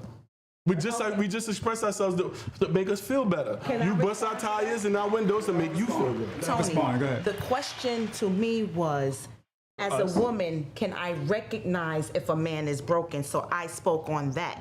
The fact that you went left with I didn't go left. by asking me if I was a man and how do I know, I was responding to one question. I never said I was a man. I never said women didn't do these things. I answered the specific question. You never once Okay, said respectfully, based off of yep. my experience until I said something to you. Now, I think. What was the question? What was the question? Hold on, wait. Hold on, no. I'm not done. I'm not done. Shh. Don't do that. Wait. No. What was the question? What was the question? The question to her? was basically speaking about healing. How do you know How do you know? if a person that you're dating hasn't been healed and if they're still broken? How can you And she figure just that told out? everybody how a man heals. Because And I how date men. I don't date women. So I can't speak about her women when I observation- date men. And we need to open up. We need to be more open. We need to do this. Maybe we are more open. Maybe we are open because most men are straightforward to how they feel and what they want. But women don't listen. understand. Why? Because they don't listen. They listen to respond and not understand. Rashid, what you got on that, girl? Rashid. So, I love everything she said, but I knew what point he was going to because I'm thinking the same exact thing. So it's like, I mean, you say men need therapy. Yeah, Brother Supreme, every time I see you at the barbershop, we have therapy all sessions, time. don't we? We always Because talk. we talk, you know what I mean? We always over talk. I'm sitting there, that's just kind of really what it is, but there's just time, like when men can be very straightforward into what is going on with us. Now, it depends. Like your personal things are reserved to your inner circle and stuff like that. But as far as outlet, you can go in places where men are venting about what's going on in generalities without having to get so personal to themselves with any other man. You see what I'm saying? And then you get in your circle and you can have those conversations with the people that you trust the most and you can give them that actual breakdown. So we actually do have therapy on a regular basis. And I think that men feel like men having a man-to-man conversation is a safe place. And what you said earlier was so important because it's like, oh, men need to be able to express. Well, men need to have a safe space in order to be able to have that conversation with a woman because, you know what I mean, it's not even just this experience, but previous experience have told me, like I've had conversations with my mom, not me directly, but I've had conversations with my mom and it might have been flipped on me, or I had conversations in a relationship and it might have been flipped on me and stuff like that. So I'm supposed to give you the, like, for one, I should be able to trust you. We sleep in the same bed because at the end of the day, you might not be able to do anything to me if we're standing up awake, but if I give you the vulnerability of my back or the layer of my chest and I'm over there exposed naked, ain't nobody ever had me in this position whatsoever. You have a part of me that I only share with, you know what I mean, a very select few from the very rip. I do have a vulnerability with you. So when I tell you, you know what I mean, this is bothering me because of my insecurities and my father not being around and this, that, and the third, the minute you come back and you tell me that I ain't gonna be shit like my ain't shit daddy or something like that, then you created a wall or something and it's not a safe space for me. And it does happen. And we can't like, oh, well, men do get over a lot of things, but triggers are triggers. And men will say, women are say, I'll put myself in a position to love again, you know what I mean, with the sake of potentially being hurt. When a man is going to say, well, I will never allow myself to be hurt in that position, so I'll modify the way that I love. Because we do that too. You said basically I'm agreeing with you. I was only agreeing with his earlier point about, you know what I mean, like where he was coming from. I'm vibing with you, but I understood exactly. Men do have a safe space. We just might not. It was like when you said men should open up, and then you reference female, male. What I'm saying is that is not uncommon. We do it. And like I said, me and Brother Supreme, we built a relationship off of being able to speak to each other so freely. I know his points. When he was talking about the podcast and stuff, like we've been able to do that. You know what I mean? His music therapy, you know what I mean, as a DJ and stuff like that. So it's like, all right, well, cool. You know what I mean? Like we do have those outlets. And I think men have more of those outlets and more open to sharing in those outlets than women are. Therefore, our wall is being broken down every time we go to the barbershop. Am I correct? Am I correct? Or every time we speak to brother Dave. Right? Men do a good job. Am I right or wrong? Mentalizing. So it's like, I'll still give you this, my love, but this is over here and I reserve this to me. Who has the higher wall, men or Women. women? Okay, so look, I'm gonna say this. I'm gonna lighten up the mood. I think every woman that can't pass gas in front of their man still is broken. They still broken. If you can't laugh openly, you still broken. If you can't enjoy your life, A valid point. So it's still, it messes with you, but you know it's silly. It's just like, yo. if you can't be open and honest in the relationship, you are still broken. Hey, look, listen. That's a good point. That's a good I point. wasn't done. If you're not willing to let your man teach you anything, you are still broken. If you're not willing to listen to understand him, you are definitely broken. You are broken to the core if you can't do that. Listen, if y'all can't go out and have fun, if y'all can't agree to a meal, you are broken. I'm sorry.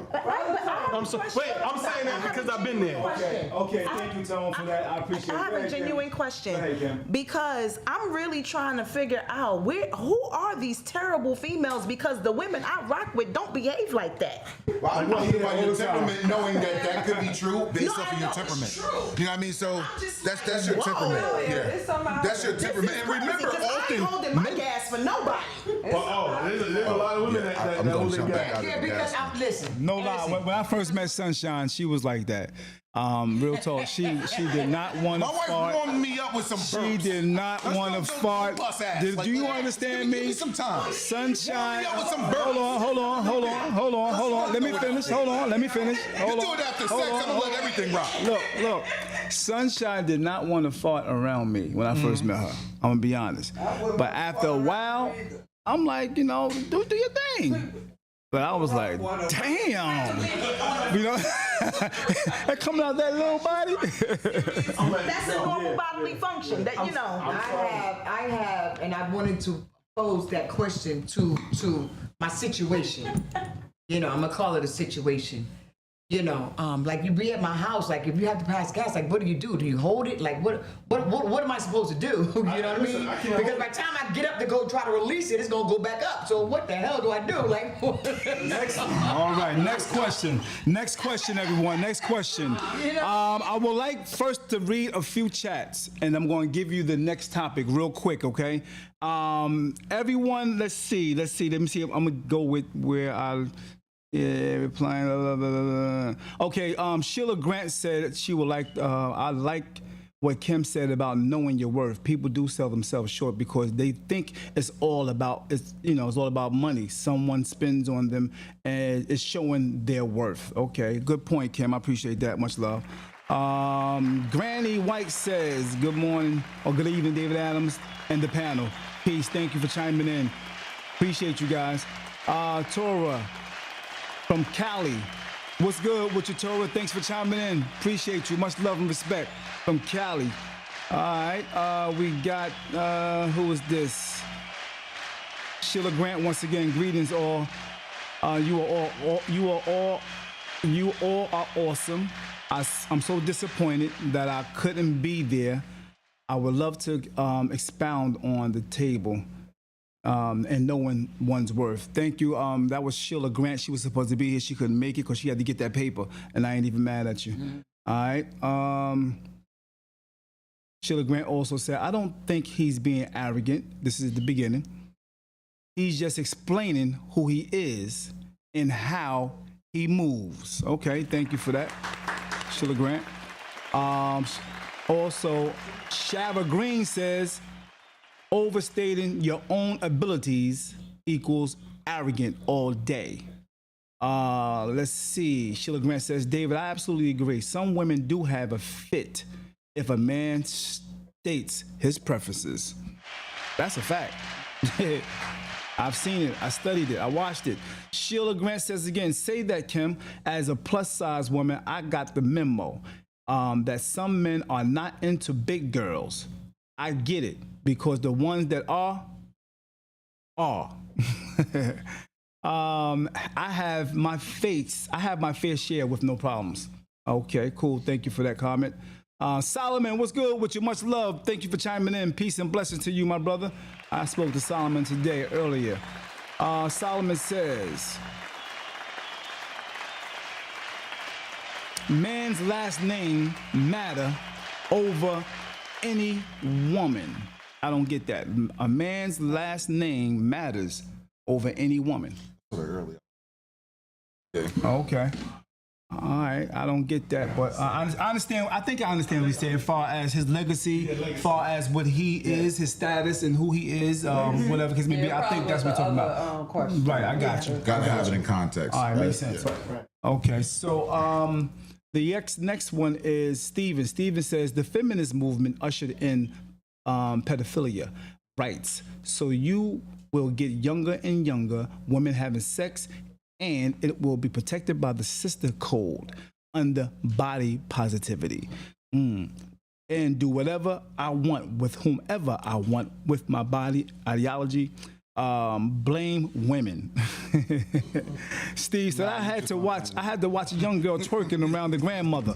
I had to watch a young girl twerking around the grandmother in Jersey City, not knowing that kind of behavior in front of grandmother actually existed by their grandbabies, and the grandmothers were cheering them on. Blame the woman for a lot of this BS.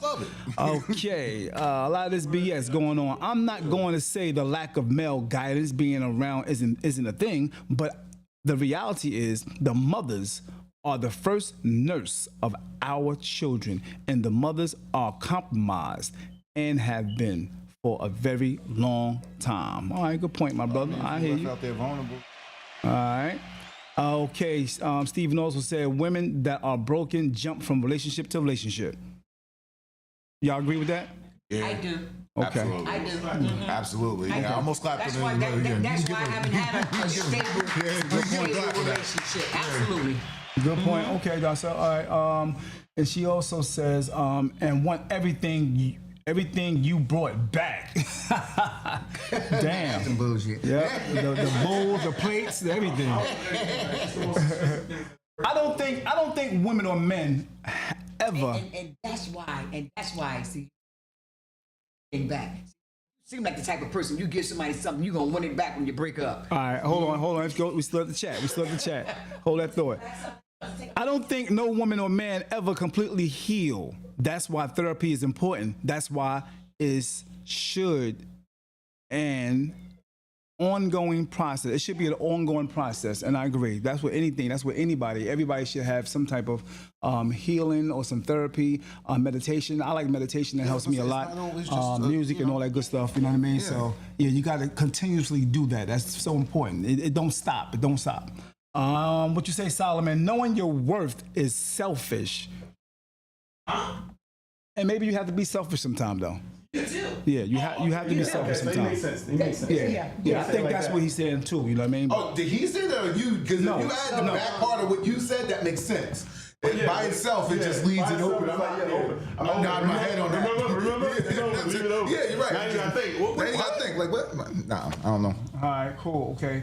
Other than that, so I would like for you guys to go over to YouTube right now and chime in, because the next topic is going to be dealing with what makes a man cheat and what is cheating. What makes a woman cheat? What is cheating? What is cheating? Is there other things other than sex? Yeah, it got to that point. I want to hear this too. That was funny. That was a good one. What makes a man cheat? Go over to YouTube right now. I'm shutting Facebook down right now. And this is going to be a meaty part of this discussion. So go over to YouTube to David Adams Podcast. Make sure you press subscribe, and we're going to continue this debate. All right? Much love. Peace, Facebook. Switch it all up. Peace and blessings. Peace and blessings, Facebook. See you soon. D.A.P. D.A.P. David Adams Podcast.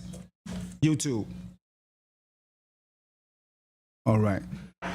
All right, so we over here on Facebook now. So much love. Thank you guys for flying over to YouTube. I mean, real quick. Thank you so much. I appreciate y'all. Oh, you guys over there that's been on YouTube, I appreciate you staying there. Much love and respect. So here we go. The question, once again. What causes a man to cheat? What causes a woman to cheat? What is cheating? Let's start with what causes the man to cheat. In your mind, Leslie. What causes a man to cheat? A woman being aggressive. You know. But you know what? First of all, I can't answer what caused a man to cheat. First of all, so I can't answer that. That's a good one. You know, I was waiting for that. I'm not going to even say what causes a man dodged it. because I can't. dodged it. She dodged that bullet. No, I didn't dodge it. All right, let me finish. Let me say this. Hold on. No, it was good. It was a trap. Yeah, here's the thing. Because basically, I can't answer what causes. Because you, a man. hold on, Man gonna Leslie. do what man gonna do? Leslie, you mean to tell me you are how old? I'm 57, almost 60. Let me finish. All right, let me finish. All right. So you are almost 60. You started off with the answer. You had one answer, which was what? What did she say, Rashid? Aggressive. No, that women, All right. that women could be a little bit aggressive. Okay, that was, you started boisterous. off, but then all of a sudden you changed as if you was about to get banned from the women's. She would have been. Yeah, no, because I really can't answer that. I can't answer why men cheat. Because with all that being said, regardless of what it is that I do, nigga, you still ain't gotta cheat. You deal with it. You She deal said with it. regardless. Just move on. Regardless for You what know I what I mean? She said, did you hear that, y'all? She Yeah, said, regardless. regardless of what the hell she do, Exactly. you gotta stay there. Yeah, because you let the stay go. Because there's no need for you to cheat on me. Communication. There's no need for you to cheat. No need. You ain't gotta cheat, baby. Just leave. That's it. All right, Real simple. Rashid, what's the reason? And none of that to you could go a long day with yours. Go how you, But that's what the Rashid. question Hold on. Hold on. Quiet. We can't talk at the same time. Let me get the question out to the person I'm trying to get the question to. I appreciate you couldn't answer, so therefore I have to go to the next person. All right, Rashid, what do you feel and think why a man would cheat? Habla inglés. Ay. Yo papi, yo no sé. Hey, ¿qué fue? You know? ¿Qué fue? ¿Qué pasó?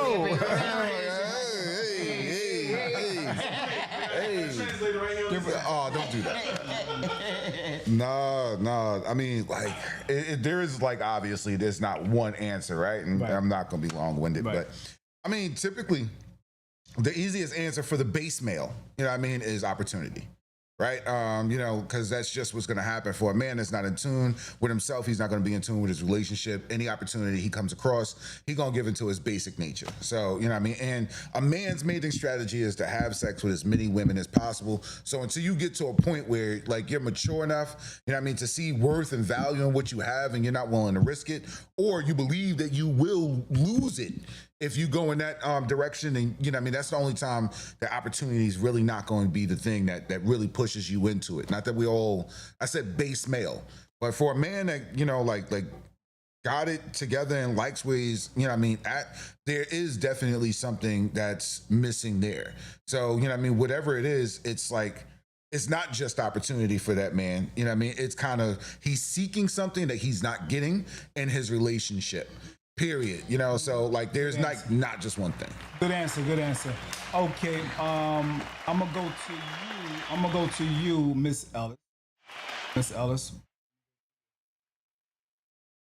I'm gonna go to you, Miss Ellis. Same question. cheat? Why do you think? That's why I started off. I didn't say you know. I didn't say you got the correct answers. I'm just asking you, in your mind, what do you think? Why the reason men would cheat? But they just want to. It's in their nature to do it.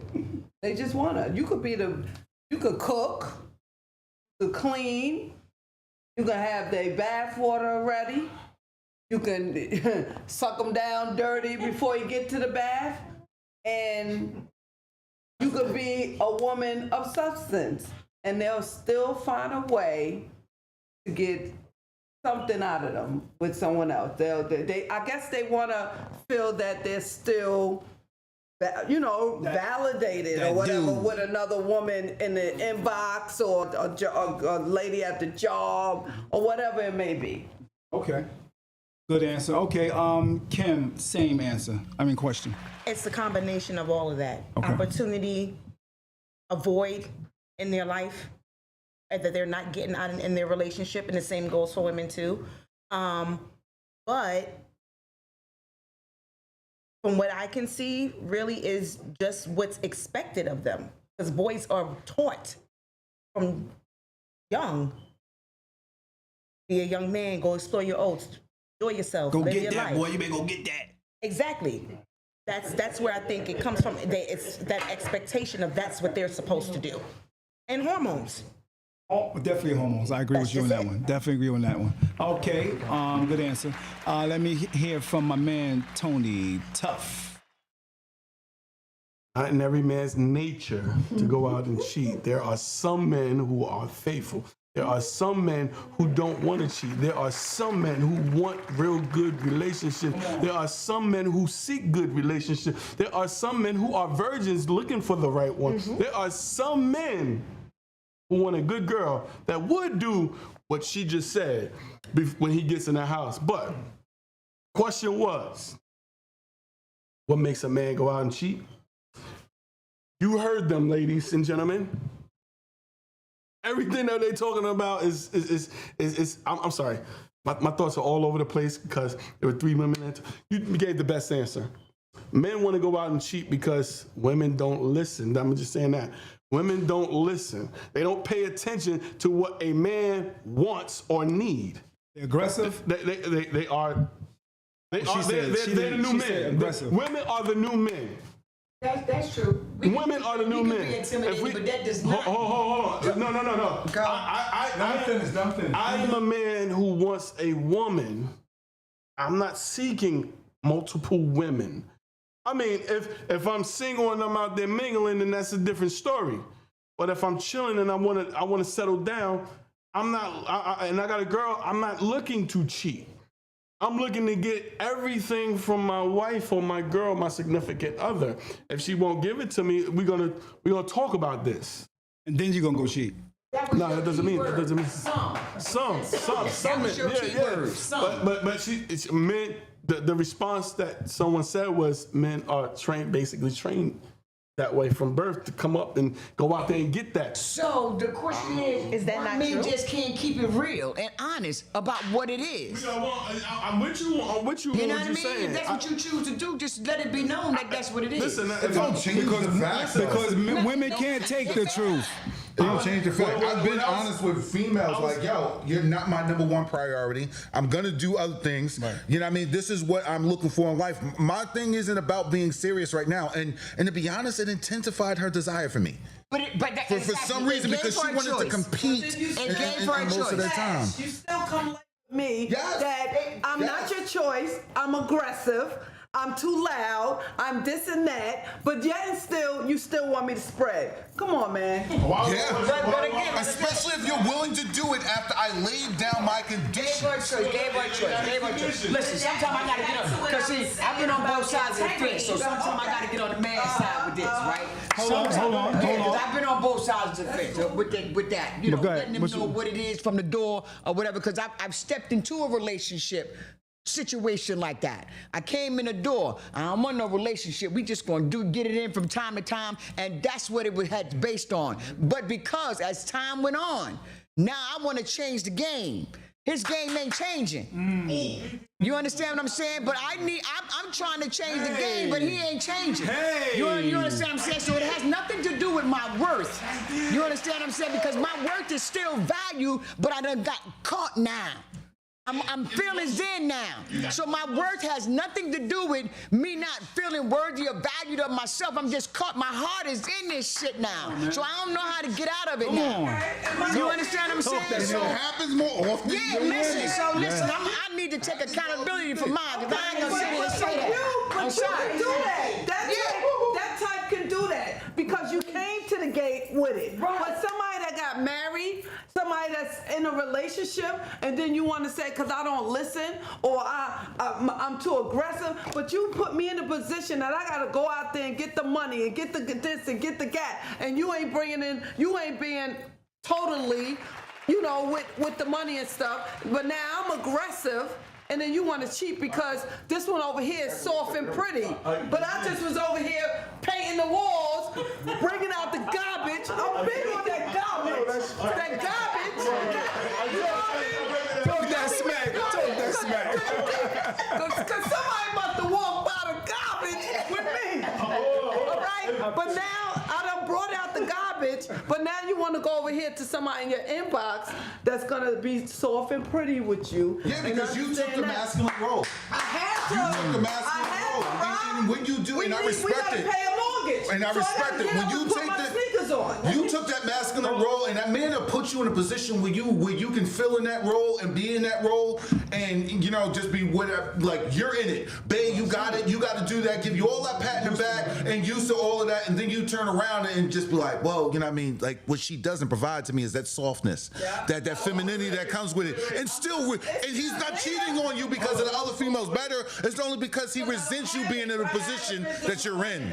And because I had to put it up because we need to pay this mortgage. And I had to put it up because your job is not paying enough, so I have to go in here and get the money. And now you want me to be soft and pretty all day. Submissive, etc., and so forth, and then I go to her, and Now she's you soft right. and submissive, when I and all find the out things that you take don't your ass have. over there with her because she's not coming back What over are you there talking with about? She knew her role.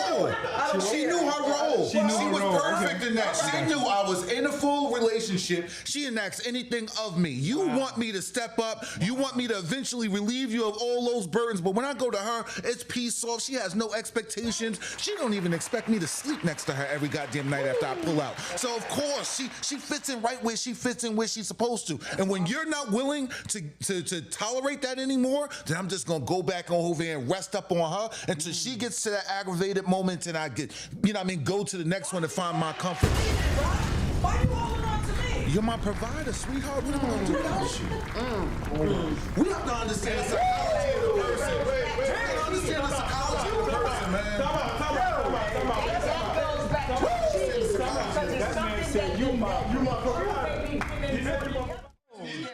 That was a bomb right there. God damn. Come on, bro. He said, "You are my provider." But hold on, wait. I know. That situation he's in. I'm gonna say this real quick. Real quick. That 5'5" guy would have gave you everything you need.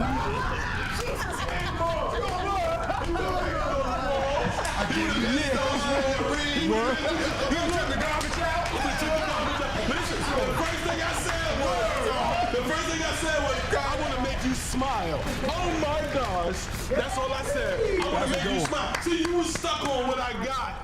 Right. And what I said I had, opposed to listening to what I bring to the table. And what I bring to the table is knowledge and experience. I'm an experience. Walk to the bathroom. I say he too short. I'm an experience. So I ain't care what you had. But you lost out on the dude that's gonna cook you breakfast, that's gonna paint the walls, that's gonna protect you and the family, and bring home the money. Oh, wait. He's gonna take the garbage out the can. He's gonna take the garbage out the can, put a new bag in there, and bring that one to the garbage can. Oh, wait. He's also gonna bring the garbage to the curb on Tuesdays and Fridays. I mean, why wouldn't the man who owned the house? Why wouldn't he do that? I mean, I'm just saying though. But you were stuck, and you lost all of that because he was 1 inch short. 1 inch short of your what is it called?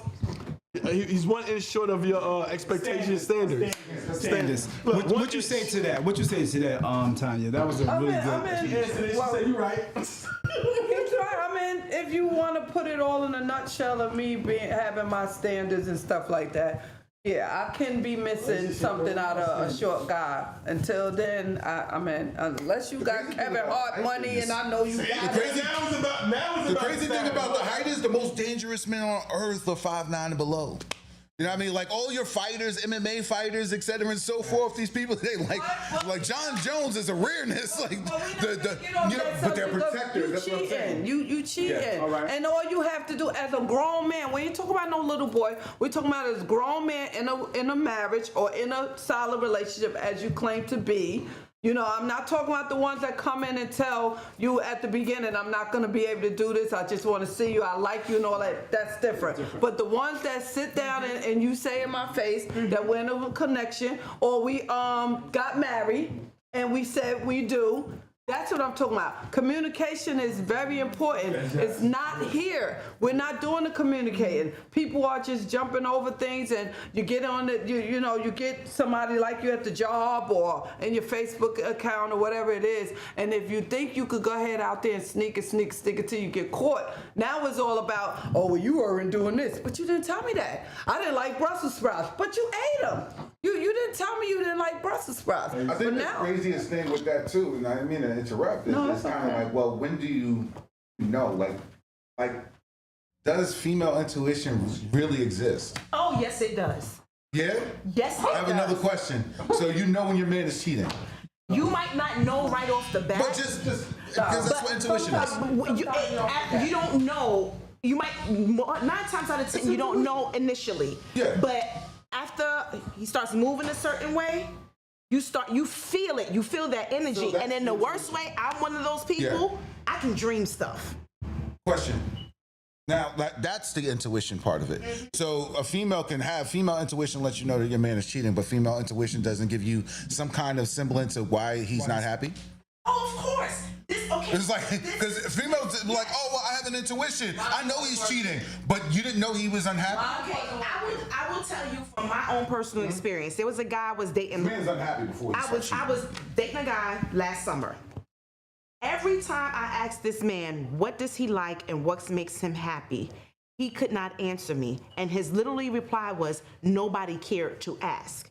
So even with all of that, with me trying to understand him, That's a red flag. Exactly. You don't know what makes you happy. That's a red flag. Exactly. So after about 2 weeks, I was like, this ain't gonna work.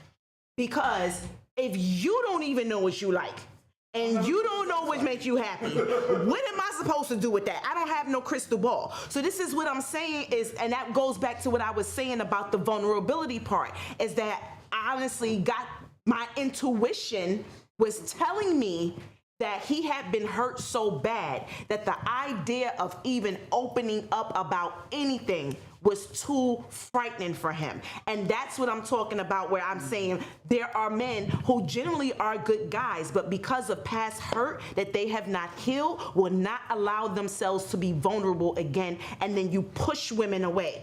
And then it becomes y'all women, and women this, and women that. Like I just think nobody should in general. Nobody should. You can't define your own happiness. You can't expect no one else most to. Intuitions, females, basically the females speak it into existence, because it's not always true. But they look at us so suspicious from the time at the beginning all the way up until the time that they actually do it, which can be 2 years, 3 years, 4 years. Because it's not always true that it's not always true that a man want to go out there and do what you think that he's doing, or think that you want, or those other things that you think that he might be doing. Well, I'm gonna speak to Tony's point. Basically, Brian is gonna speak to Tony's point over there on YouTube. He had said, being real, a man caused a man to cheat. Being real. I don't understand that part. Let me go to the next one. He says, that's an excuse. A person cheats because they wanna. So he basically saying a real man, you know what I mean? People be looking for justifications to do what they want to do. At the end of the day, it is what it is. And what my biggest misconception with females is this. It's not always that you're inadequate in any space. You see what I'm saying? Other than maybe your selection, but it's not that you're inadequate in any space. You know what I mean? It really does. Cheating is a selfish act, you know what I mean, that doesn't require consideration for you, your emotional state, or your feelings. You see what I'm saying? So it is what it is. It's a selfish act. So when a man engages in that level of selfishness, and there's signs in this, that, and the third that this man is willing to put his emotional needs before you, that is not what a man does. We provide, right? So my job is to make sure that I provide enough for you to be able to balance me out with your provision to keep me afloat and stuff like that. And it's a level of maturity that we all get to. And I had to learn that as a, I hate the fact that I'm one of the only 2 married men that started in this situation, in this conversation, or whatever, but I had to learn. When I committed, this was life You're gonna get old with me, you know, like this is just what we are going to do. And I hope that I'm never I don't see myself ever being tempted to go outside of it, and I would hope that she feels the same exact way. Of y'all men, 20% that will be hard-earned, committed to your marriage. You know, I prefer as a woman, relationship, they fall on the break. But if you're married, I respect every man and woman's marriage out here. If you're married, you're off limits to me. You know what I mean? If you're dating, you're still open to do whatever. You know what I mean? Because if he didn't sit down and marry you after being with him for 7 years and 6 years, you need to figure out what that is. But if you're married, I'm not gonna. Even if you was to go for me, I wouldn't even give you that. So that's what women got to do. Okay, here we go. Apple. Somebody that out there, people don't know. That's my sister right there. Right. Somebody by the name of Sunshine Apple says, men are hunters. I think he said men are hunters by natures. Ladies, you don't know who a man is. Say it I again. think that's a big thing. Women do not know what it Y'all is. assume y'all know a man based off of what you experience, and every man is not the same. I'm not him, and he's not him, and he's not him, and we're Same not way each you other. can't figure us out. And we don't. I don't try. I don't try. That's it. Based off my experience with majority, 80% of women that I speak to, they listen to respond. That's all I know. Oh, you're strong on that. I am. You've mentioned that. In I am. Different segments. I am. I am. Hurt you? I think they're. I didn't say it.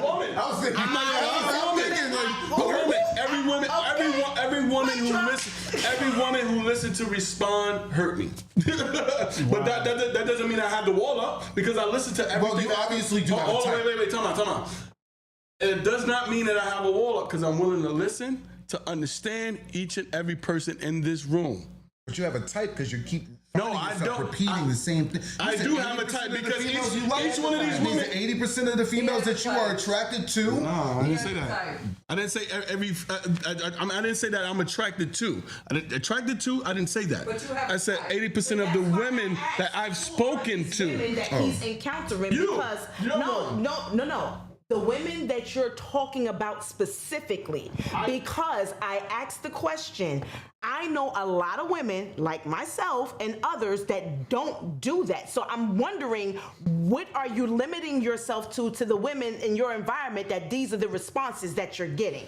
I think you have a very let me answer that real quick, please. closed area of operation. Simple. And then we're going to go to the next question. Here's a simple fact.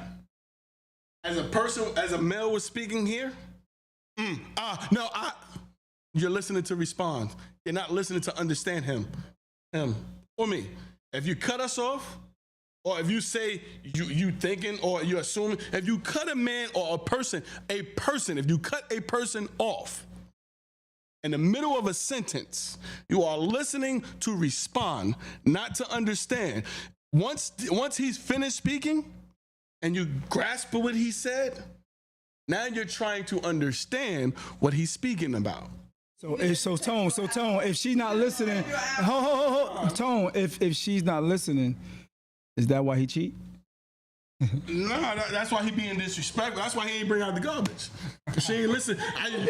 You want me to bring out the garbage, but you don't want to listen to what I'm saying. No, see, that's a good one. No, because you don't want to listen to me. You know what? I'm not gonna listen to you. I dragged it out. Simple. That's a good one. You dragged it out because I'm not gonna leave it in the house. And you won't come back there again, Tony. Well, see, I'm a threat to a lot of females because I always have my own. All right, so next question. Next statement, next topic. Why do women cheat? Got quiet.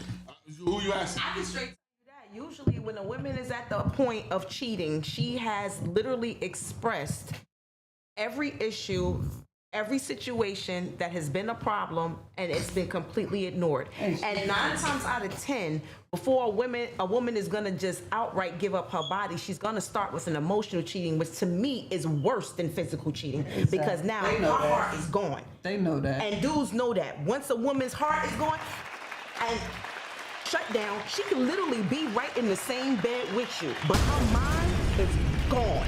And once it gets to that point, you're done. The only reason why we staying a wrap. is because you're probably paying the mortgage and you're paying everything, because if you're not paying nothing, we're going to cheat and let you know that we cheat. Because once I get my box up, it's over. You ain't getting it no more. No, that's right. All right. What you say to that, Tone? What you say to that? I said a lot in my head, but it ain't coming out right. Don't let it come out. It's not coming out right. Again, a lot of niggas know. What do we know? What do we know? We don't know what you're thinking. Y'all never direct. Most men that get cheated on are blindsided. I mean, almost all men, and it just takes so much. Why are we blindsided? Because they indirect. Like you just saw. It's like, oh well, when we got to this point, you know what I mean. By this point, I already made my decision. I think honestly, there's a lot of stats that can actually prove a lot of things. Like 80% of divorce being, you know what I mean, like women initiating 80% of divorces. Right. It's not men leaving relationships. Fact. Men very rarely leave relationship, regardless of all the drama that goes on in the relationship. It's very rare. A man will stick it out when a female won't. A female will wait in that relationship knowing it is dead and wait for a better option to come. You see what I'm saying? And then leave the relationship with as much, you know what I mean, kind of you weren't adequate as possible. If she's not saying it, treating you that way, it is what it is. You're absolutely right. When it started off with emotional because she had her options up the entire time. So when we were good, you had options. When we were bad, you start exercising those options, and that's what it is. You get to choose who you're going to sleep with. Facts. 9 out of 10, a man who's been in a committed relationship and been out of the dating market for a while, he's actually cheating with the option that's available to him. But you get to choose your work husband. You get to choose the dude at the gym. You get to make a conscious decision that this is the man I'm going to allow inside of me. You know, because this man is giving me enough to feel like it's all right to actually explore that option. It's completely different levels. Completely different levels. That was good. That was a good answer. Good answer. I said at the beginning, a person who has integrity. It's all about a person's integrity. If you have integrity with yourself and you value certain things, there's just certain things you're not going to do, whether you're male or female, period. But women love conditions. It's under the expectation of provision. Some it's women. Under the, you know what I mean? It's under the expectation that you provide. It's all right. So no. So if I'm not capable of protecting you in our household, if something was to happen, you know, would you still love me the same? About this, I'm glad you brought that up, because let's be real about this. Yeah. When you're with somebody in a marriage or relationship, at some point, that can go either way. If you, as the husband, right now, something happened to you physically where you are not able to be the protector. You're in a wheelchair. You're in a hospital. You now develop something. Hold on. I'm answering the question the way you asked it. If you are not able to be the protector, will you still love me? Your wife will still love you. Because she committed to you. Mm-hmm. She's not going to leave you because you're in a position now where you can't physically be the protector of the household. That's what I'm referring to. Well, the question was. You know her the question was. I love my woman, but I know what she loves most about me. The question was, if he couldn't protect it, would you? Men ain't even waiting for you to go to college and come back. You know what I mean? But wait. The question was, if he wasn't able to protect you, would you still not capable or whatever? I'm just saying, like, this man just doesn't have it. It's just like, babe, like, you know, if a guy slaps your ass, you know what I mean, can we just continue to walk? Don't expect me to swing on him in this type of Would you still be with him? Could that still be a love thing? You know what I mean? If you don't feel like there's a level of protection here. I don't think so. It's not a yes or no. She doesn't feel safe with you. So we're talking about you. I have to be able to provide. That's a condition. That's a provision. I provide you security in knowing that if we are out, then I'm going to protect you, even if most guys are expected to die to do so. Right. See what I'm saying? So it is what it is. Are expected to die. I don't know if that guy slaps you on your ass because he has a gun and he wants to take somebody out. I just know that I have to respond because your honor has been, you know what I mean, like questioned, and it is up to me to protect you, you know what I mean, to a degree. Unless I see this as a situation that's going to go down or whatever. But regardless of anything, a female's going to look at you different. Men are loved conditionally. Right. And that's just what it is. Men love unconditionally. Because when he selects that woman, he puts himself in certain situations. I already know that, Matt, look, having babies with them, I can just pass down my name. All I got to do is convince you to do that. But if I marry you, it is what it is. So that means that at any time you feel uncomfortable, and 80% of divorces are initiated by women, you can take half of my earnings. You can put me on child support, this, that, and the third. You can implode what I built, because a man becomes successful and does a whole bunch of things to get a woman. You see what I'm saying? Like, what we do, we earn all of this clout that we're talking about, all the stuff that men are doing. We do all of that to get a woman to call my own. Even if he goes out and leases other women, et cetera, and so forth, that's the one he wants. You see what I'm saying? So that's really what it is. He has to provide. It's conditional. That's what I'm saying, because a man is designed to go out there and make enough money to where you can support a family. Listen, that's very articulate. Facts. I mean, he said it in a way I can't pronounce. A young man. So my perspective on it is from both sides. I know the type of man that I want my son to be, because I am raising someone's husband. Point blank, period. But the whole fact of what I'm saying is just like the point that you made in that situation of condition. I also think that comes down to knowing who you're with. If we're in a situation and dude slapped my ass and I know this dude is reckless and looking for attention, will I just recklessly expect my man to go approach this dude knowing what this dude is on? Or do, as I had a woman say, babe, just come on, let's just go. That all You starts understand from what I'm the saying? house. Are you going to put your man in a situation that can cause him his life? We're wired It's differently. being able to read the room and know what the situation is about. That's what it comes down to, knowing who you're with. Okay. I agree. Good point. But back to the subject. Back to the subject. What makes a woman cheat? Well, we talked about the emotional part, right? I mean, we checked out just like y'all check out. I mean, we checked out. And We don't check out. my thing is, if I checked out, then that means I'm really gone. You know, meaning you're not emotionally stable in me. You're not physically. I just want to cut you off for a second.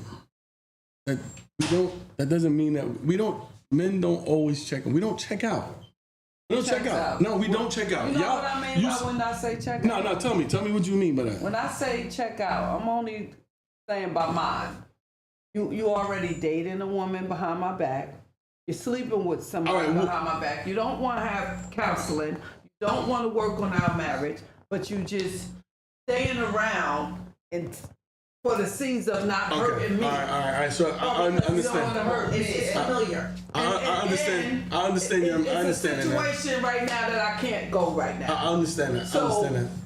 Unless I find out, or to a point she tells me, the one you sleeping with, let me know through a friend or whatever, we could be doing this for months. You already done checked out though. But Because let me tell you something. With my marriage, we had sex maybe 5 months. I didn't know anything about it. I just thought maybe we busy. I work double shifts, which y'all already know how I work. When it was time, it wasn't time. Until I found out on my own. And I know how I found out. I had to ask somebody. Can you tell me about my soulmate? No, explain. Can you inform me? I had to ask one of my coworkers, if you and your wife how long would you go without touching on your wife? 3 weeks. He said, maybe a week if she's on her menstrual.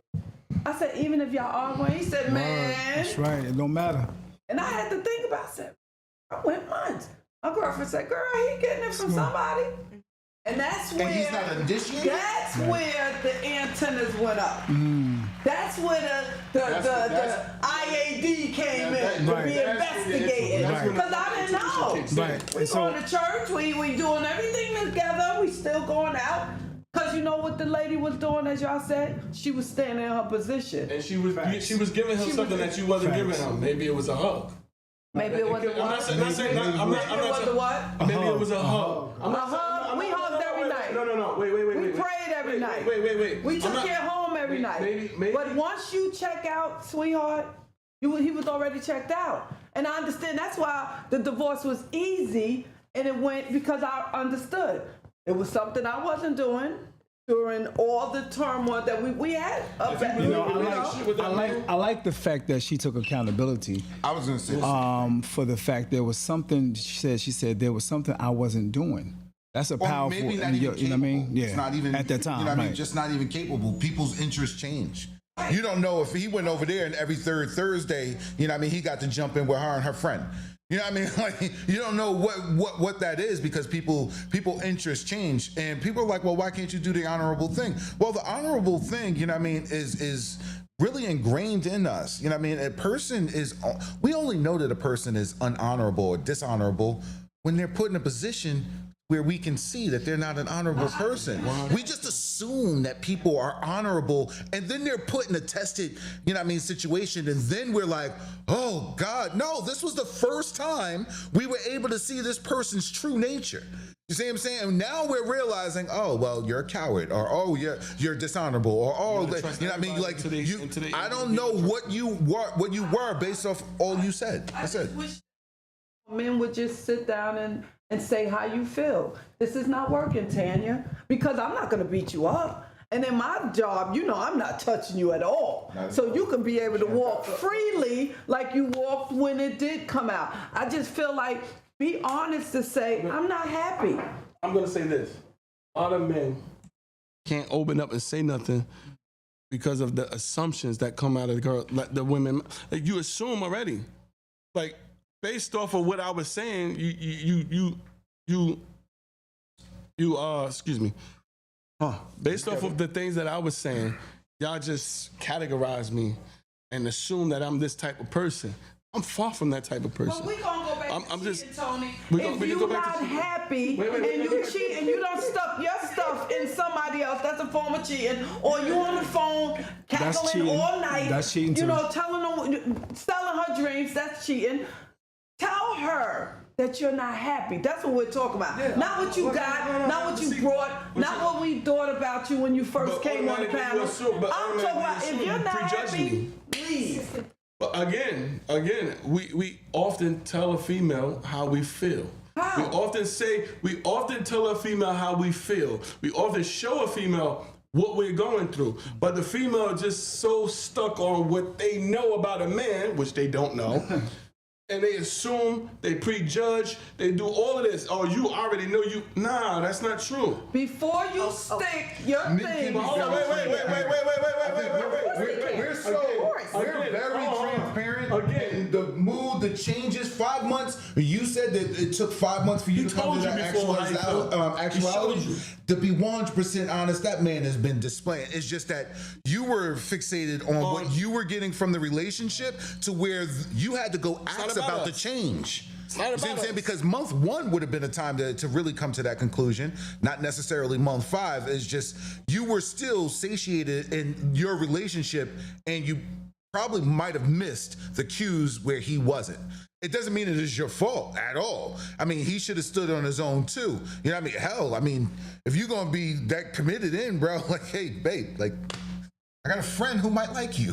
Something. Try something. Have an open and honest conversation. I know of a young lady that, you know what I mean, like, she was like, I might have been down for certain things. It was deception that broke their relationship. It wasn't anything else, because she said that, you know, he and I had discussed that I had, you know, certain predilections before this relationship. If bro would have played his cards right, he probably would have got the best of 2 worlds. But it was his deception that was, you know what I mean, the betrayal, not necessarily the action. So you said a word I ain't know the definition to. It's with a P. Perception? No. He said something. I forgot. Predilections. Predilections. Yeah. What does that mean? Impulses. Oh. You could have asked him that off the camera. I wanted to. See, now, wait a minute. You see how direct men can be? You see how direct men can be? And honest men can be? When a woman, now look, now it's like, all right, now I gotta wait until we leave to ask you a question. Right. Now, what if I said to you, if you was my girl and I said to you, that was a good point. That was a very good analogy. I love how you spit that. That was a good point. That was a good point. That was good. I want to see this. Put this on camera. Let's put this on camera. Let me ask you a question. You my girl, right? I told you, look, I want to bang you and her. What would you say? What would you do? I want to bang you and I want to bang you and her. What would you say? I'm being real. What would you say? You know I'm not letting you bang me and her. Okay. And then I might beat her up and tell you to get the hell out of here. Again, I'm being real, and again, you beating us up based off of me telling you how I feel or what I want. I'm telling you what I want. Wait. I'm telling you what I feel, and I'm telling you what I want. And now you're gonna beat her up. You won't get to that beat me up off of what? Based off. That's a good one. Based off of me telling you how I feel, what I want. And good example, bro. Okay, Good example. so can I That ask a was good. Yes, That was good. Did you tell her that from the very beginning, or were you in this relationship for? I'm telling her now. She's my girl, and I'm telling her now. And and her response is. So you let it get to the point where y'all are now. You're claiming her as your girl, but in the whole dating process, you never expressed that you might have an interest in having another woman join you in the bedroom. I was never interested It in becomes an interest. I was never interested in now. Right, and if it becomes an interest later, okay. But if she doesn't agree with it, now you assume. Listen to her response after me saying that. Now listen to what you're saying. Right. You assume that I was thinking this months and years ago. I'm just saying. No. At this moment, I said you're my girl, and I want to bang you and her. And you said what? No. Well, how do you know? And this is my point. How do you know I had this in me? You assuming that I had this in me. Again, I don't think that she assumed. I'm telling you, I never met her before. It's one of your listening to response. Yeah, so good. That's what he's talking about. That's what he's talking about. So that's why I said. That's why I said that was a great point, because he basically expressing his point. Respect to the podcast. I do have to go. Much love, man. Thank Much love. Thank you so much for having me, brother. Anytime. Have a good one, This is a brother. great topic. Always. That's always. deep. That's deep. Yeah, wow. We gonna get together. Yeah, go ahead and keep expressing your point, brother. Again, I've never met you before. So who are you and who are anybody to say that I had these feelings years or months or weeks ago? Wait. Who are you to express and assume that I had? I'm telling my girl right now, listen, baby, I want to bang you and her. I'm telling her now because I like you. I like your person. I like her personality. I like her, and she got boobs. I like that. I love that. Listen, baby, let's do this. All you had to do was just say no. You've been had feelings and emotions. But who told? How do you know? Son, you like her boobs, you like her personality. No. See, the way she's speaking, it turned me on. But see, my point is, here's my point. You can laugh. Here's my point. I'm laughing at your movement. Now look at the argument, because the shades are over there. I can't. It's real from here on out. It's real from here on out. It's about that album. It's real. But my point is, look, you're assuming that I had those feelings. I didn't have those feelings before. I never met a woman like her. I never met a woman from Brooklyn that feel this way about men. I never knew a woman like that. This came right now. That feeling just came. Okay. I'm not saying this is true, but my point is, you assumed. So you assume, and now I can't come to you and tell you what I want, how I feel, and what I want to do, because now I can't come and tell you I want him in the bedroom with me and you. And okay, no. And I've been wanted that. I'm gonna say no. I've been wanted that. But see, you assume that I'm supposed to know that. You assume that if you ask me that. I'm not down with that. That's it. I'm not gonna want to beat him up. I'm not gonna want to do anything to him or do anything to you. I'm gonna just tell you no. I'm not down with that. And I gotta trust that you're not gonna go behind my back and do something with him. You probably would. Can I bring up another relevant point? Because something you just said is what I see is one of the biggest things. I'm just letting y'all cook. Is that you just said, okay, if it's a situation where never met a woman from Brooklyn, never heard a woman have a perspective like that about me, and it turned you on. Here's my thing. While that all may be true, you don't have to react on it. If you're in a committed relationship with somebody, you could be like, yo, word, I met this really intriguing lady today. What they said mentally stimulated me. That doesn't automatically make you go say, I want to bang her. Okay, now, I'm telling my girl what I want and who I want to do it with. It's not like I'm sitting here and I'm saying all of this derogatory. I'm discussing this with my girl. I'm not gonna say it and listen. Talk. That's my girl, babe. Look, that's something I want right now. Depends on how our relationship. Right. It does. It does. But look at you. Y'all just prove my point of everything that I was saying. When I was saying it. Let's go to the chat real quick, y'all. Real quick, go to the chat on YouTube. Okay, so committed themselves to. Brian says because they're good at it and they know how to cover the poop. Yolanda Smith clapping. Jaquetta says that was a great answer. Sheila Grant, so true. So many people listen, waiting for their turn to speak. Yolanda McKnight, what's good? She says, depends on the situation at home. Sheila Grant says, Kim, you are the spirit, sister. You're hitting every point I would have given. Sheila also said, most women check out emotionally well before anything physical takes place. Alicia, sometimes they won't say they're unhappy, but we as women can be naive and the signs are there. Lack of communication. Sheila Grant also said he's talking right and love unconditionally. Okay, Melissa says men show the signs sometimes, but women hear him, but then questioning him why he feels the way he feels. That's a good one. I'm gonna say that one more time. Men show the signs sometimes, but women hear him, but then question him why he feels that way. Okay, why he feels the way he feels. Okay. Melissa also says, can't hear y'all talking over each other. My bad. Much love. Thank you for chiming in. Go ahead. Y'all can go ahead and finish. I'm just letting y'all cook. My point was already proven. You know what I'm saying? I'm not bashing you. I'm just saying, like, I love her. If I'm in a committed relationship and I love my girl, tell her, like, look, we tell y'all what we think, how we feel, and y'all just dismiss it. A lot of women are dismissive. Not saying all. A lot of women are dismissive. They don't care how I felt. They just it's how they feel. Like literally, I told my girl. She says we be talking about commitment.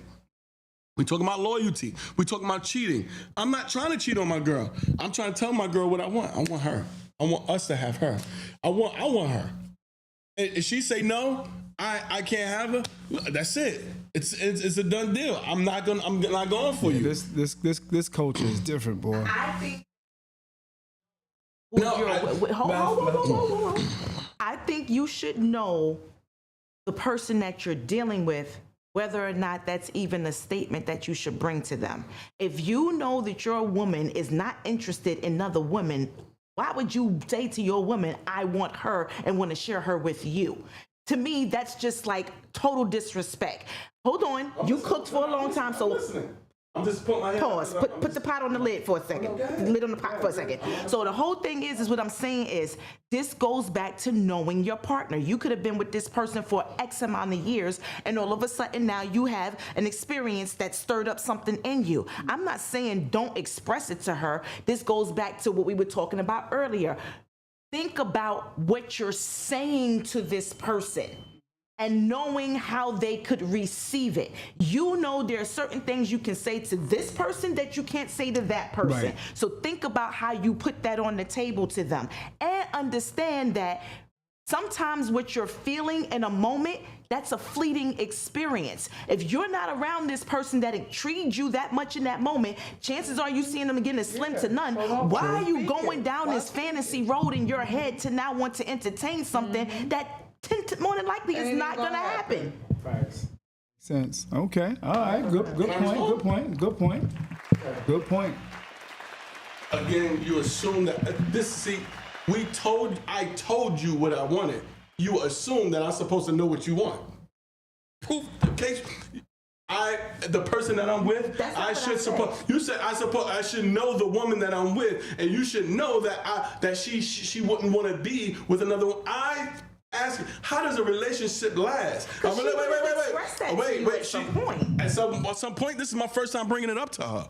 This is my first time ever saying something to her about it, because you are there. I just expressed that. I just said, I've never met a woman like you to speak the way you do. I've never, that's what I said, never.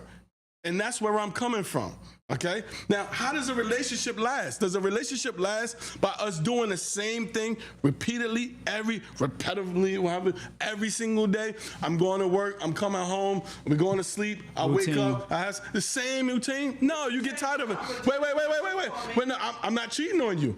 I'm not cheating on you. I told you what I wanted. I put a smile on your face, I made you mad. That's something different. That's something different in our relationship. I'm not stepping out. I'm not stepping out. In your mind, what you just said, wait, no. But no, that would be with your permission. But that's no, I won't. If you're my girl. I'm in a committed and I'm in a committed relationship. You know what I'm saying? If you said no, you don't want to enter into that with us, then no, I'm gonna do it. I'm not gonna do it. But you assume that I want to. You assume that I had this on my mind for all of this time. That doesn't mean, just because I bring it up to your attention, doesn't mean that I had it on my mind all of this time. That means that at this moment, that's something that I felt. At this moment, that was something that just bursted out. What's that called? Huh? No, I didn't. No, we're not comparing it to that because that's two totally different things. That's polygamy. Polygamy. That's two totally different things. I didn't say relationship with her. I didn't say I want her to be in a relationship with us. I honestly. No, we can change it up. I mean, Bias. I don't. I'm gonna.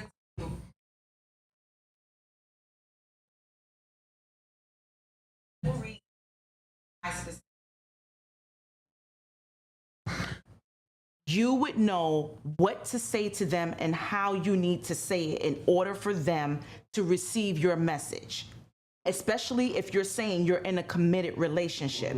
So if you know that your woman is all about you and don't want nobody around you, it's not going to even, why would you bring that up to her in that way and hurt her feelings? Now, the reason why I'm saying that you have a bias, and this is not a personal attack against you, it's just an observation of what I'm hearing, is that you tend to respond with, you just proved my point.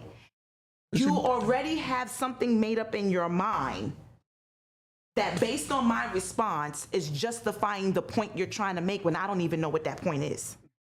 You don't know. Okay. We went off the topic. That's one reason why I think you went off the topic, and that's the whole thing. But we're gonna. And I'm just gonna leave it at that. We're gonna wrap this up because I think we covered a lot of different topics, and we'll probably have a part 2. So those who watching, and I want you guys to know this as well. Soon we're gonna do a live broadcast in a location to where everyone can be there. So this way, those who are watching, like those who are commenting on the comment board, now you can come up to the mic and say what you want to say, ask that question, make your statement, and things like that at a certain location. And this is going to be soon. We're talking about in September. As a matter of fact, September the 12th, we're going to have a live event where you can be there now in physical form. Okay? It may cost you to get in, but I think it's going to be well worth it because a lot of people have a lot to say and they want to express themselves, like Omar and my man, what's his name? Brandon, Sheila, Jaquetta. I'm sorry I wasn't able to get you to get on live tonight. Sheila, the conversation got deep and we didn't even have no calls come in. But if anybody want to make a phone call right now, you can. And if y'all want to leave, y'all can bounce if y'all like. But I still want to stay here to take the phone calls. But you can leave if you like. But thank you, and I appreciate y'all for coming out. Thank you for having me. I didn't take anything personally. I appreciate it. I love this conversation. I love this conversation. But I stated who I am from the beginning. All right. I stated who I am from the beginning. So please, if I said anything to bother you or touch you the wrong way, I apologize. You did not. You were not disrespectful. Nobody. So if anybody want to call in now, you can go ahead and call in and you can state your piece on basically the topic and everything real quick. And I'm going to let them go if they want to go. If they want to stay, they can stay as well. So the phone number is going to be on the screen real quick. So go go ahead and call in now if you like and ask questions, make a statement. Okay, that's the phone number there. Much love and respect. Thank you, Tanya, for coming. Thank you, Kim, for coming. If you want to stay for the questions and answer, you can do that. If you have to go, you can roll.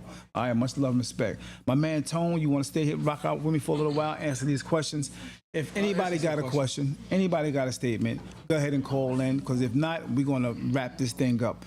And once again, be on the lookout for that particular event where everybody is able to come to the event and be there around. I'm talking about maybe 50, 60 people, 70 people. And the panel will be there as well. And you can give your statements, you can give your opinions there live. Walk up to the actual mic and do your thing. So we get a call right now. Let's see who this is real quick. All right, give me 1 minute. I'm answering right now. Hello. Hi, David. This is Darcel. Hey, Darcel, what's good with you?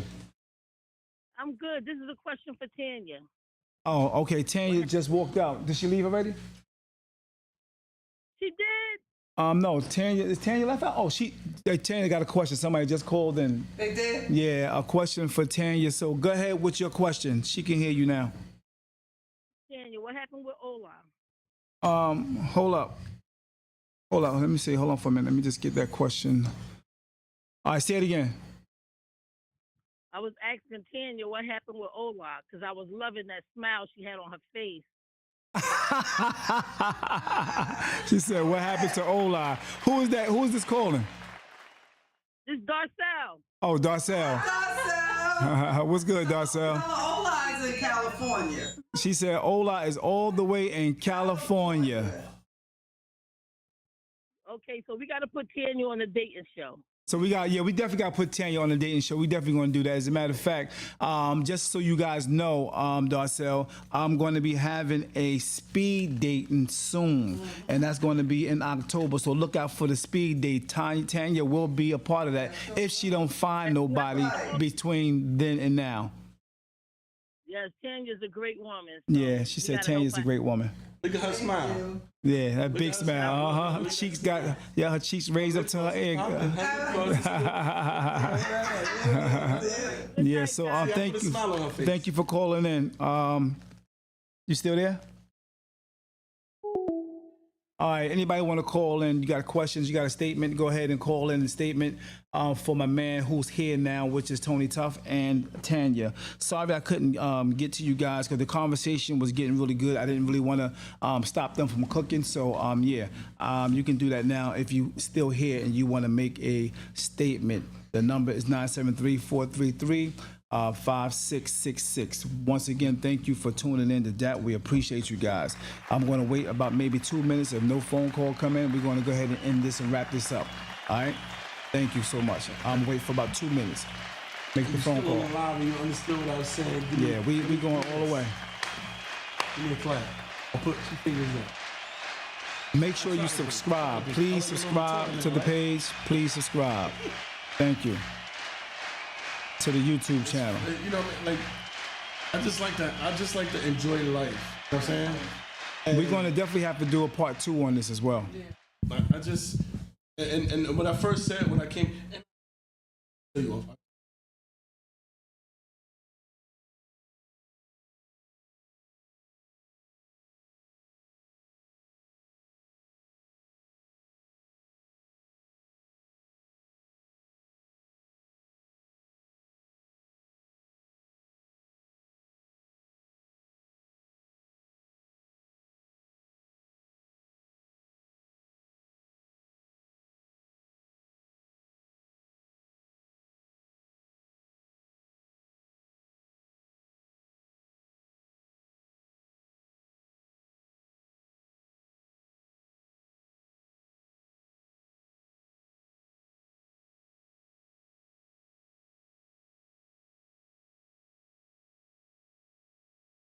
Yeah, one thing about this is not scripted. As Tony just said, it's not scripted, coming from the heart. Yeah. We just cooking, man. We just cooking it up. We all miss it.